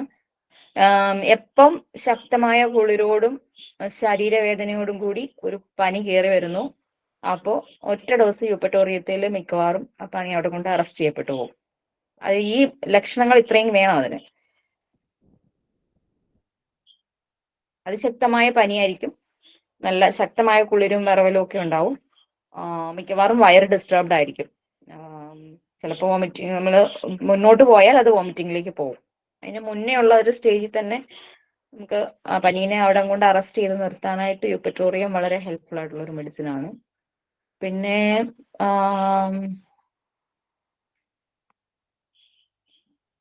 വയറിന്റെ ഡിസ്റ്റർബൻസസിലേക്ക് വരുമ്പോൾ പൾസായിട്ടുള്ള ഈ സീസൺ വലിയ പ്രശ്നമില്ലാണ്ട് പോവും. പിന്നെ വോമിറ്റിംഗ് ആൻഡ് ഡയറിയ യൂഷ്വലി അസാൽബായിരിക്കും. വെജിറ്റബിൾസ് ഈ സമയത്ത് ഒരു പ്രത്യേകത എന്ന് പറഞ്ഞു കഴിഞ്ഞാൽ ചക്കയും മാങ്ങയും ഒക്കെ തീർന്നിട്ടില്ല. അപ്പം ചക്കയും മാങ്ങയും ഒക്കെ ചില സമയത്ത് പ്രശ്നം ഉണ്ടാക്കും. അപ്പോൾ കാർബോവേജ് മതിയാവും. ആർസനിക് ആൽബിലേക്ക് പോകേണ്ടി വരാറില്ല. കാർബോവേജും പൾസാറ്റിലെയും കൂടി മാനേജ് ചെയ്യാറുണ്ട്. ഡോക്ടർ, ഹലോ ഡോക്ടർ, നമസ്കാരം. നമസ്തേ. സോറി. അതായത് ഈ മഴക്കാലം തുടങ്ങിക്കഴിഞ്ഞാൽ ബാംഗ്ലൂരിൽ എനിക്ക് ശ്വാസം മുട്ടലുണ്ട്. അതേസമയം നാട്ടിൽ പോയാൽ ഉണ്ടാവുന്നില്ല. ഇത് വളരെ കാലമായി അനുഭവിച്ചുകൊണ്ടിരിക്കുന്നതാണ്. യെസ്, അത് ബാംഗ്ലൂരില് നമ്മുടെ നാട്ടിലേക്കാളും അവിടുത്തെ ഹ്യൂമിഡിറ്റി കൂടുതലാണ്. അതെ അതെ. എൻ്റെ ഒരു നെയ്ബർ ഉണ്ടായിരുന്നു. നെയ്ബർ ഇവിടെ നിൽക്കുമ്പോൾ പ്രശ്നമില്ല, ബാംഗ്ലൂരിൽ എന്നാൽ അപ്പ ശ്വാസം മുട്ടലാവും. ലാസ്റ്റ് ഞാൻ നൈട്രസൾഫിനെ കൈ കൊടുത്തു വിട്ടിട്ടാണ് പൊട്ടൻസി 6x. അത് ബയോകെമിക്കാണോ? ബയോകെമിക്ക. അത് ഇത് മാത്രം കഴിച്ചാൽ മതി സാറേ. 3 times 5 tablets 6 tablets? 5 tablets ഒന്നും വേണ്ട, ഒരു 2 tablets 2 നേരം മതി. സ്പെല്ലിംഗ് ഒന്ന് പറയാമോ? NATRUM, നേത്രം, സൾഫ് SULPH. രാത്രി പഴങ്ങൾ കഴിക്കുന്നത് എന്താണ് ഡോക്ടർ അഭിപ്രായം? എല്ലാവർക്കും സ്യൂട്ടബിൾ ആവില്ല. ചില ആളുകൾ അത് ശീലമായിട്ടുള്ളവരാണെങ്കിൽ അവർക്ക് വലിയ പ്രശ്നം ഉണ്ടാവില്ല. ഞാനിപ്പോ വളരെ കാലമായി രാത്രി പഴങ്ങൾ മാത്രമേ കഴിക്കുന്നു. അതുകൊണ്ട് നമുക്ക് ബുദ്ധിമുട്ടുകളൊന്നും ഇല്ലെങ്കിൽ പ്രശ്നമില്ല. ഈ പ്രത്യേകിച്ച് പിന്നെ റോബസ്റ്റ കഫം ഉണ്ടാക്കുന്നതാണോ എന്നൊരു സംശയമുണ്ട്. റോബസ്റ്റ മറ്റു പഴങ്ങളുടെ അത്രയൊന്നും കഫം ഉണ്ടാക്കാറില്ല പൊതുവെ.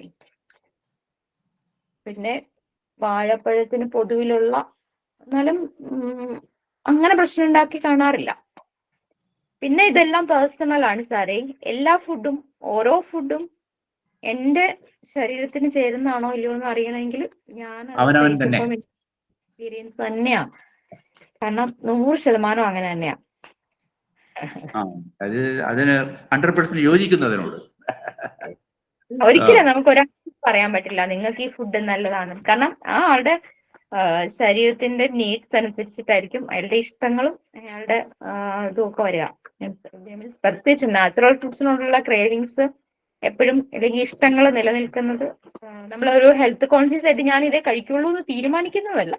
പക്ഷെ ആൾക്കാരോട് ഇഷ്ടം ഉണ്ടെങ്കിൽ അത് നാച്ചുറലി നമുക്ക് പ്രശ്നമില്ലാത്ത സാധനമായിരിക്കും. ഇഷ്ടക്കുറവ് കൊണ്ടല്ല അത് പറയുന്നത്. അതായത് അത് നമുക്ക് വിഷമം തരികയാണെങ്കിൽ ട്രബിൾ തരികയാണെങ്കിൽ അത് കഴിക്കണ്ട. അവിടെയാണ് ഇഷ്ടമില്ല ഇഷ്ടക്കുറവും കാണി. അതൊരു റൈറ്റ് ചോയ്സ് അങ്ങനെ തന്നെയാണ് വേണ്ടത്. ഇപ്പൊ മാമ്പഴം നമ്മൾ പറയും എല്ലാ ആളുകൾക്കും പ്രശ്നമൊന്നുമില്ല, പക്ഷെ മാമ്പഴം കഴിച്ചിട്ട് ഈവൻ പൈൽസിന്റെ പ്രശ്നം വരെ കൂടുന്ന ആളുകളെ നമ്മൾ കാണാറുണ്ട്. നമുക്കത് നമ്മളെ മാമ്പഴം വളരെ ഹെൽത്തി ആയിട്ടുള്ള ഒരു ഫുഡാണ്, വളരെ ഫൈബർ റിച്ച് ആയിട്ട് വളരെ കാർബോഹൈഡ്രേറ്റ് ഉള്ള ഒരു ഫുഡാണ്. പക്ഷെ അത് ചില ആളുകൾക്ക് പ്രശ്നം ഉണ്ടാക്കുന്നുണ്ട്. അപ്പം ഓരോ ഫുഡും അങ്ങനെ തന്നെയാണ്. പൊട്ടറ്റോസ് ഒക്കെ കഴിച്ചിട്ട് യാതൊരു പ്രശ്നമില്ല, ഗ്യാസ് ഒരു പ്രശ്നമില്ലാത്ത ആളുകളുണ്ട്. അത് ഇച്ചാന്റെ ഓരോ വ്യക്തിനെ സംബന്ധിച്ചിട്ട് അത് വ്യത്യസ്തമായിരിക്കും. Okay, one more question please. ഇത് നമ്മുടെ പിന്നെ സബ്ജക്റ്റുമായിട്ട് പിന്നെ ബന്ധമില്ലാത്തതാണെങ്കിലും ഞാൻ പറയാം. അതായത് ഈ ബാലൻസിന്റെ പ്രശ്നം. അതായത് ഒട്ടിഗോ എന്നുള്ള നിലയിൽ തല ചുറ്റുന്നില്ല, പക്ഷേ ഈ പിന്നെ ബാലൻസ് ഡിസോർഡർ വരുന്നുണ്ട്. അതിനെന്താ ചെയ്യാറ്? അതായത് കുറച്ച് ഭാരം എടുത്തുകൊണ്ട് കുറച്ച് ദൂരം എടുക്കാൻ വയ്യ, ആവുന്നില്ല. മിനിമം ഒരു 1 kg എടുത്തിട്ട് കുറച്ച് ദൂരം നടക്കാൻ പറ്റില്ല. ഒരു സ്ഥലത്ത് നിന്ന് മറ്റൊരു സ്ഥലത്ത് നീക്കിക്കഴിഞ്ഞാലും ഒരു തലക്കൊരു ഒരു ഭാരം പെട്ടെന്ന് വരും. നമ്മുടെ മൂവ്മെന്റ്സിനകത്ത് വരുന്ന ബാലൻസിങ് പ്രശ്നം ഒരു പരിധി വരേക്കും നമ്മുടെ നെക്ക് എക്സസൈസുകൾ കൊണ്ട് തന്നെ, കഴുത്തിന്റെ എക്സസൈസുകൾ കൊണ്ട് തന്നെ നമുക്ക് മാനേജ് ചെയ്യാൻ പറ്റും. യൂഷ്വലി അത് ഈ വരുന്നത് നമ്മുടെ പൊസിഷനകത്ത് വരുന്ന ചേഞ്ചസ് കൊണ്ടിട്ട് വരുന്ന ഒരു ബാലൻസിങ് ഇഷ്യൂ ആണ്. നമ്മൾ മിക്കവാറും ഒരു ഏജ് കഴിയുമ്പോഴത്തേക്കിനും വരുന്ന പ്രശ്നം എന്ന് പറഞ്ഞാൽ അത് അങ്ങനെ തന്നെ വരുന്നത്. അതിനകത്ത് വേറെ സ്ട്രക്ചറൽ ആയിട്ടുള്ള ഡിഫോമിറ്റീസ് ഒന്നും ഇല്ല. അപ്പം അവിടെ നമുക്ക് കറക്റ്റ് ചെയ്യാവുന്നത് ഫ്ലൂയിഡ് ലെവലും ശരീരത്തിന്റെ ഫ്ലൂയിഡ് ലെവൽ മെയിൻറ്റെയിൻ ചെയ്യാത്തവരാണെങ്കിൽ അത് മെയിൻറ്റെയിൻ ചെയ്യാൻ പറയും. ഒപ്പം കഴുത്തിന്റെ എക്സസൈസുകൾ കൃത്യമായിട്ട് ചെയ്താൽ തന്നെ അത് ഡെയിലി റൊട്ടീനായിട്ട് അത് ചെയ്തു പോരുമ്പോൾ അതിൽ വ്യത്യാസം കാണാറുണ്ട്. ഞാൻ വളരെ കാലമായി കഴുത്തിന്റെ എക്സസൈസ് ചെയ്തുകൊണ്ടിരിക്കുകയാണ്. എനിക്കൊരു 10 വർഷം മുമ്പ് വെർട്ടിഗോ വന്നിരുന്നു, വളരെ സിവിയർ. അതിനുശേഷമാണ് അടുത്ത കാലത്തായിട്ടാണ് ഈ ഒരു പിന്നെ വിഷമം കാണാൻ തുടങ്ങിയത്. സാർ ഒന്ന് പേഴ്സണലി ഒന്ന് വിളിച്ചാൽ മതി, ഞാൻ എന്തെങ്കിലും ഒരു മെഡിസിനും കൂടെ പറഞ്ഞു തരാം. Okay doctor, thank you very much. ഇന്നത്തെ സെഷൻ മാഡം ഒരു സംശയം കൂടി ചോദിച്ചോട്ടെ? നമ്മള് മുരിങ്ങയില ഇത് ചൂടാക്കുമ്പോൾ അതിന്റെ ഗുണം നഷ്ടപ്പെടുമെന്നാണല്ലോ പറയുന്നത്. അപ്പൊ നമ്മൾ തിളപ്പിച്ച് അതിന്റെ വെള്ളം കുടിക്കുമ്പോൾ അതിന്റെ ഗുണം നഷ്ടപ്പെടുന്നില്ല മാഡം? നമ്മൾ ചൂടാക്കാന്ന് പറയുമ്പോൾ അത് എണ്ണയ്ക്കകത്തിട്ട് നന്നായിട്ട് വഴറ്റി ചൂടാക്കുന്നതും വെള്ളത്തിലിട്ട് ലയിപ്പിക്കുന്നതും തമ്മിൽ നല്ല വ്യത്യാസമുണ്ട്. മറ്റേതിലും നഷ്ടപ്പെടും, പക്ഷെ കുറേ തന്നെ വെള്ളത്തിൽ മിക്സായി കടന്നോളും. വാട്ടർ സൊല്യൂബിൾ ആയിട്ടുള്ളതെല്ലാം വാട്ടർ സൊല്യൂബിൾ ആയി തന്നെ മോക്സ്കി നിൽക്കും. നമ്മൾ തിളപ്പിക്കാന്ന് പറയുമ്പോൾ വളരെ വെട്ടി തിളയ്ക്കുന്ന രീതിയിലല്ല തിളപ്പിക്കുന്നത്, അത് ചൂടാക്കാന്നൊരു ഉദ്ദേശമാണ് ഇതിൽ വരുന്നത്. നഷ്ടപ്പെടും, ഇല്ലെന്ന് പറയില്ല, പക്ഷെ മറ്റേ കറി ഉണ്ടാക്കുന്ന പോലെ അത്രയ്ക്ക് പോകത്തില്ല. ഒരു 70% ഓഫ് ദി ന്യൂട്രിയൻസ് അതിനകത്ത് തന്നെയുണ്ട്. Okay, thank you ma'am. Yes. അപ്പം സുജിതമ്മ പറഞ്ഞ പോലെ വ്യായാമത്തിന്റെ ഇമ്പോർട്ടൻസ് എല്ലാവർക്കും മനസ്സിലായിട്ടുണ്ടെന്ന് വിചാരിക്കുന്നു. ഡോക്ടറുടെ ഫോൺ നമ്പർ ക്ലാസിന്റെ അവസാനം പറയുന്നുണ്ട്. അപ്പൊ വ്യായാമത്തിന് വേണ്ടിയിട്ട് Shri KV Dayal body electric എന്ന് പറയുന്ന ഒരു ശാസ്ത്രം അടിസ്ഥാനപ്പെടുത്തി എനർജി ക്രിയേഷൻ എന്നൊരു ഐഡിയനെ ഉദ്ദേശിച്ച് അങ്ങനെ സംഭവിക്കുന്ന വ്യായാമങ്ങൾ പഠിപ്പിക്കാറുണ്ട്. യൂട്യൂബിൽ സാധാരണ സെർച്ച് ചെയ്താൽ അതിന്റെ ബേസിക് ലെവലാണ് കിട്ടുക. പക്ഷേ നിത്യസാധന എന്ന് പറയുന്ന കമ്മ്യൂണിറ്റി എല്ലാവർക്കും വേണ്ടി ഓപ്പൺ ചെയ്തിട്ടുണ്ട്. എല്ലാ ദിവസവും രാവിലെ 5 മുതൽ 7:30 വരെ നിങ്ങൾ രാവിലെ എഴുന്നേറ്റ് ഈ എക്സസൈസുകൾ ബേസിക് ആൻഡ് ഇന്റർമീഡിയറ്റ് ലെവലുകൾ ചെയ്യാനായിട്ട് വീഡിയോ ലെസൺസ് ഉണ്ടാകും. എങ്ങനെയാ ചെയ്യേണ്ടതെന്ന് ദയാൽ സാർ തന്നെ കാണിച്ചു തരുന്ന വീഡിയോസ് ഉണ്ട്. അത് കണ്ട് നിങ്ങൾക്ക് വീട്ടിലോ എവിടെയാന്ന് വെച്ചിരുന്ന് ചെയ്ത് പരിശീലിക്കാനുള്ള ഒരു അവസരമുണ്ട്. സോ ആ നിത്യസാധന കമ്മ്യൂണിറ്റിയിലോട്ട് ജോയിൻ ചെയ്യാനുള്ള ലിങ്കും ഫോൺ നമ്പറും ഒക്കെ ഞാൻ മെസ്സേജ് ബോക്സിൽ കൊടുത്തിട്ടുണ്ട്. നിങ്ങൾക്കത് ലഭ്യമാണ്. ആർക്കും വന്ന് ജോയിൻ ചെയ്യുക, നിങ്ങൾ പ്രാക്ടീസ് ചെയ്യുക, വ്യായാമം എന്നും പ്രാക്ടീസ് ചെയ്യുക. അതിനൊപ്പം നിത്യസാധനയിൽ രാവിലെ സാറ് പറയുന്ന ധ്യാന പദ്ധതിയും എനർജി ഷെയറിങ്ങും ഇതുപോലത്തെ ക്ലാസ്സുകളൊക്കെ ചർച്ചകളൊക്കെ നടക്കാറുണ്ട്. സോ നമ്മളൊരു 90-day ചലഞ്ച് സ്റ്റാർട്ട് ചെയ്യാൻ പോകുന്നുണ്ട്. അതിലും കൂടെ എല്ലാവരെയും ക്ഷണിക്കുന്നു.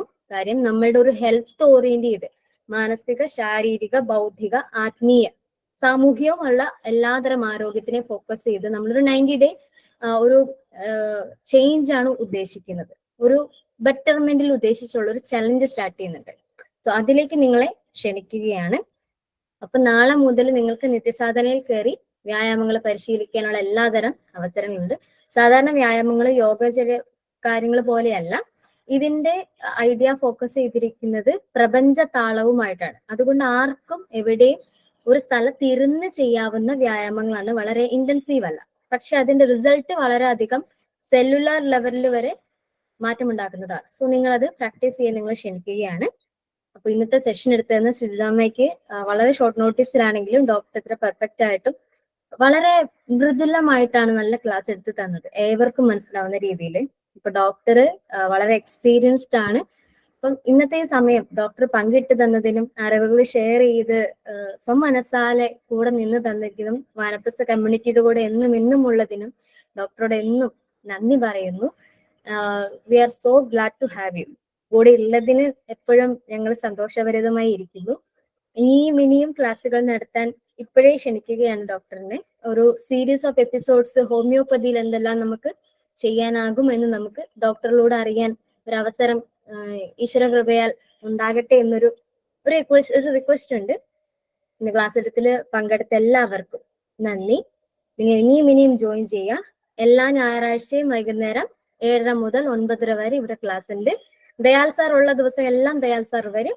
അല്ലാത്ത പക്ഷം സാറിന്റെ സ്റ്റുഡൻസ് ഡോക്ടർമാരെല്ലാം നമുക്ക് ക്ലാസ് എടുക്കാൻ വരുന്നുണ്ട്. ഡോക്ടറിന്റെ നമ്പർ ഒന്ന് ഷെയർ ചെയ്ത് കൊടുക്കാമോ ഡോക്ടറെ? നമ്പർ ഒന്ന് പറയാമോ? ഒരു ക്വസ്റ്റ്യൻ കൂടി, അതായത് ഇപ്പൊ പറഞ്ഞ എക്സസൈസിന്റെ ടൈമിംഗ് നിത്യസാധനയോട് കൂടിയാണോ? മനസ്സിലായില്ല. ഇപ്പോഴും പറഞ്ഞല്ലോ ഇൻട്രൊഡ്യൂസ് ചെയ്യാൻ, എക്സസൈസ് ഇൻട്രൊഡ്യൂസ് ചെയ്യാൻ പറഞ്ഞല്ലോ. അതിന്റെ ടൈമിംഗ്. സോ ഒരു കാര്യം ചെയ്യാന്ന്, നിത്യസാധനയോടൊപ്പമാണ് മിക്കവാറും ആ ചലഞ്ച് വരാൻ പോകുന്നത്. പക്ഷെ അതിന്റെ റെക്കോർഡിംഗ് സെഷൻസ് അവൈലബിൾ ആയിരിക്കാം മിക്കവാറും. അങ്ങനെയാണെങ്കിൽ നിങ്ങൾ സമയാനുസൃതമായി ചെയ്യാൻ പറ്റും. Okay, thank you very much. Okay doctor, number കൂടെ ഒന്ന് ഷെയർ ചെയ്യാമോ? ചെയ്തിട്ടുണ്ടേ, മെസ്സേജ് ചെയ്തിട്ടുണ്ട്, ഇൻബോക്സിൽ മെസ്സേജ് ചെയ്തിട്ടുണ്ട്. യെസ്, അപ്പൊ ഡോക്ടറിന്റെ നമ്പർ ഇൻബോക്സിൽ ഉണ്ട്. വേണ്ടവരെല്ലാം ഒന്ന് കുറിച്ചെടുക്കുക. നിങ്ങളുടെ ഡോക്ടറിന്റെ സമയം ചോദിച്ച് നിങ്ങൾ ബന്ധപ്പെടാവുന്നതാണ്. അപ്പം ഞാന് ഒരു 8 to 9 ഓൾമോസ്റ്റ് കംഫർട്ടബിൾ ആയിരിക്കും. കിട്ടിയില്ലെങ്കിൽ ബുദ്ധിമുട്ട് വിചാരിക്കരുത്. വാട്സപ്പിൽ മെസ്സേജ് ഇടാം, ഞാൻ പറ്റുന്നതിനനുസരിച്ചിട്ട് റെസ്പോണ്ട് ചെയ്യും. ഇൻ കേസ് റെസ്പോണ്ട് ചെയ്തില്ലെങ്കിൽ പ്രയാസം വിചാരിക്കരുത്. ഞാൻ ദയാസാറിന്റെ ഒരു ആശയത്തിനോട് ചേർന്ന് പോകുന്ന ഒരു പാഠശാലയിലാണ് എൻ്റെ മക്കൾ പഠിക്കുന്നത്. ഞങ്ങളുടെ ഈ വാനപ്രസ്ഥ കമ്മ്യൂണിറ്റിയുടെ ഭാഗമായിട്ട് തന്നെ പോരുന്ന ഒരു ലിസ്യമയാണ് അതിന്റെ ഡയറക്ടർ. അപ്പോൾ ഞാൻ സ്കൂളിന്റെ വർക്കുമായിട്ട് മൂവ് ചെയ്യുന്ന ഒരാളാണ്. അതുകൊണ്ട് കൺസൾട്ടേഷനും ഒക്കെ വെച്ചിരിക്കുന്ന സമയം വളരെ കുറവാണ്. കാരണം സാറ് പറഞ്ഞിട്ടുള്ള ഏറ്റവും പ്രധാനപ്പെട്ട നമ്മുടെ കുലധർമ്മം എന്ന് പറയുന്നത് നമ്മുടെ നെക്സ്റ്റ് ജനറേഷനെ പാകപ്പെടുത്തുക എന്നുള്ളതാണ്. സോ ഇപ്പൊ എൻ്റെ പ്രയോറിറ്റി അതാണ്. അതുകൊണ്ടിട്ടാണ് ഞാൻ എൻ്റെ പ്രാക്ടീസിനെ ഒക്കെ ഒരു സൈഡിലാണ് വെച്ചിരിക്കുന്നത്. അപ്പോൾ ആർക്കെങ്കിലും വിളിച്ചിട്ട് ചിലപ്പോൾ കിട്ടിയില്ല എങ്കിൽ അസൗകര്യം ബുദ്ധിമുട്ടും വിചാരിക്കരുത്. ഞാൻ എന്നെ കൊണ്ട് പറ്റാവുന്ന അത്ര കോഴ്സ് ഞാൻ എടുക്കാറുണ്ട്. എങ്കിലും അതിനകത്ത് ആരും ബുദ്ധിമുട്ട് വിചാരിക്കരുത്. മീൻസ് അടുത്ത ദിവസങ്ങളിൽ വിളിച്ചോളൂ, കുഴപ്പമില്ല. എന്നാലും വൈകിട്ട് ഒരു 8 to 9 ആയിരിക്കും കംഫർട്ടബിൾ ടൈം. പകല് വിളിച്ചാൽ എടുക്കില്ല. സ്കൂളിലായിരിക്കുന്ന സമയം ഞാൻ അവിടേക്ക് വേണ്ടി വെച്ചിരിക്കുന്ന സമയമാണ്. അതിനകത്തൊന്നും ആരും പരാതി പറയരുത്. വൈകിട്ട് ഓക്കെ, കുഴപ്പമില്ല. യെസ്, നമ്മൾ അപ്പോയിന്റ്മെന്റ് ഡോക്ടർമാരെ എടുക്കുമ്പോൾ അവരുടെ കംഫർട്ടബിൾ ടൈം ആണ് നമ്മൾ എപ്പോഴും യൂസ് ചെയ്യാറ്. സോ 8 to 9 ഡോക്ടർ പറഞ്ഞിട്ടുണ്ട്. ആ സമയത്ത് വിളിക്കാൻ എല്ലാവരും നിഷ്കർഷം ഉറപ്പായിട്ടും തീർച്ചയായിട്ടും പാലിക്കാൻ ശ്രമിക്കുക. കാരണം അവർക്കും കൂടുതൽ നിങ്ങളോട് ഇടപെടാനുള്ള ഒരു സൗകര്യാർത്ഥം അതായിരിക്കും. അത് കീപ്പ് ചെയ്തുകൊണ്ട് ഇന്നത്തെ ക്ലാസ് നമ്മൾ ഇവിടെ അവസാനിപ്പിക്കാൻ ഉദ്ദേശിക്കുന്നു. പങ്കെടുത്ത എല്ലാവർക്കും വളരെ വളരെ നന്ദി. ശ്രീ KV ദയാൽ സാറിന്റെ വാനപ്രസ്ഥം ഓൺലൈൻ എന്ന് പറയുന്ന ഒരു കോഴ്സും അതിനകത്തുള്ള പ്രകൃതിധർമ്മ ആശയങ്ങളെയും പ്രചരിപ്പിക്കാനും ആളുകളിലേക്ക് എത്തിക്കാൻ വേണ്ടിയിട്ടാണ് ഇങ്ങനത്തെ ലൈവ് സെഷൻ ആരംഭിച്ചിരിക്കുന്നത്. ഇന്ന് അതിന്റെ ഒരു ഗ്ലോബൽ ഇക്കോ ഹ്യൂമൻ ഹെൽത്ത് എന്നൊരു മൂവ്മെന്റ് ആയിട്ട് അതിനൊരു ലക്ഷ്യം വെച്ചിരിക്കുന്നു, എത്തിച്ചേരാൻ വേണ്ടിയിട്ട്. ഇതിലേക്ക് പങ്കെടുത്ത നിങ്ങളെ എല്ലാവരെയും നന്ദി അറിയിക്കുകയാണ്. ഇതിന്റെ റെക്കോർഡ് സെഷൻ യൂട്യൂബിൽ അവൈലബിൾ ആയിരിക്കും. സോ നിങ്ങൾക്ക് മറ്റുള്ളവർക്ക് ഷെയർ ചെയ്ത് കൊടുക്കാനും ഇത് ഉപകാരപ്പെടട്ടെ. ഡോക്ടർമാർ പറഞ്ഞ കാര്യങ്ങളെല്ലാം നമ്മുടെ ജീവിതത്തിൽ കൊണ്ടെത്തിക്കാൻ നമുക്ക് സാധിക്കട്ടെ. നമ്മൾ പല അറിവുകളും പലയിടത്തും നേടിയിട്ടുണ്ടെങ്കിൽ പോലും ചെയ്തത് വരും 1% 2% ഒക്കെ ഉണ്ടാവത്തുള്ളൂ. അങ്ങനെ ആ ഒരു പെർസെന്റേജ് നമുക്ക് കൂട്ടിയെടുക്കാനുള്ള ഒരു കപ്പാസിറ്റി നമുക്ക് കൂട്ടട്ടെ എന്നൊരു വലിയ ആശംസയോടെ എല്ലാവർക്കും നന്ദി. നമസ്തേ. നന്ദി ഡോക്ടർ.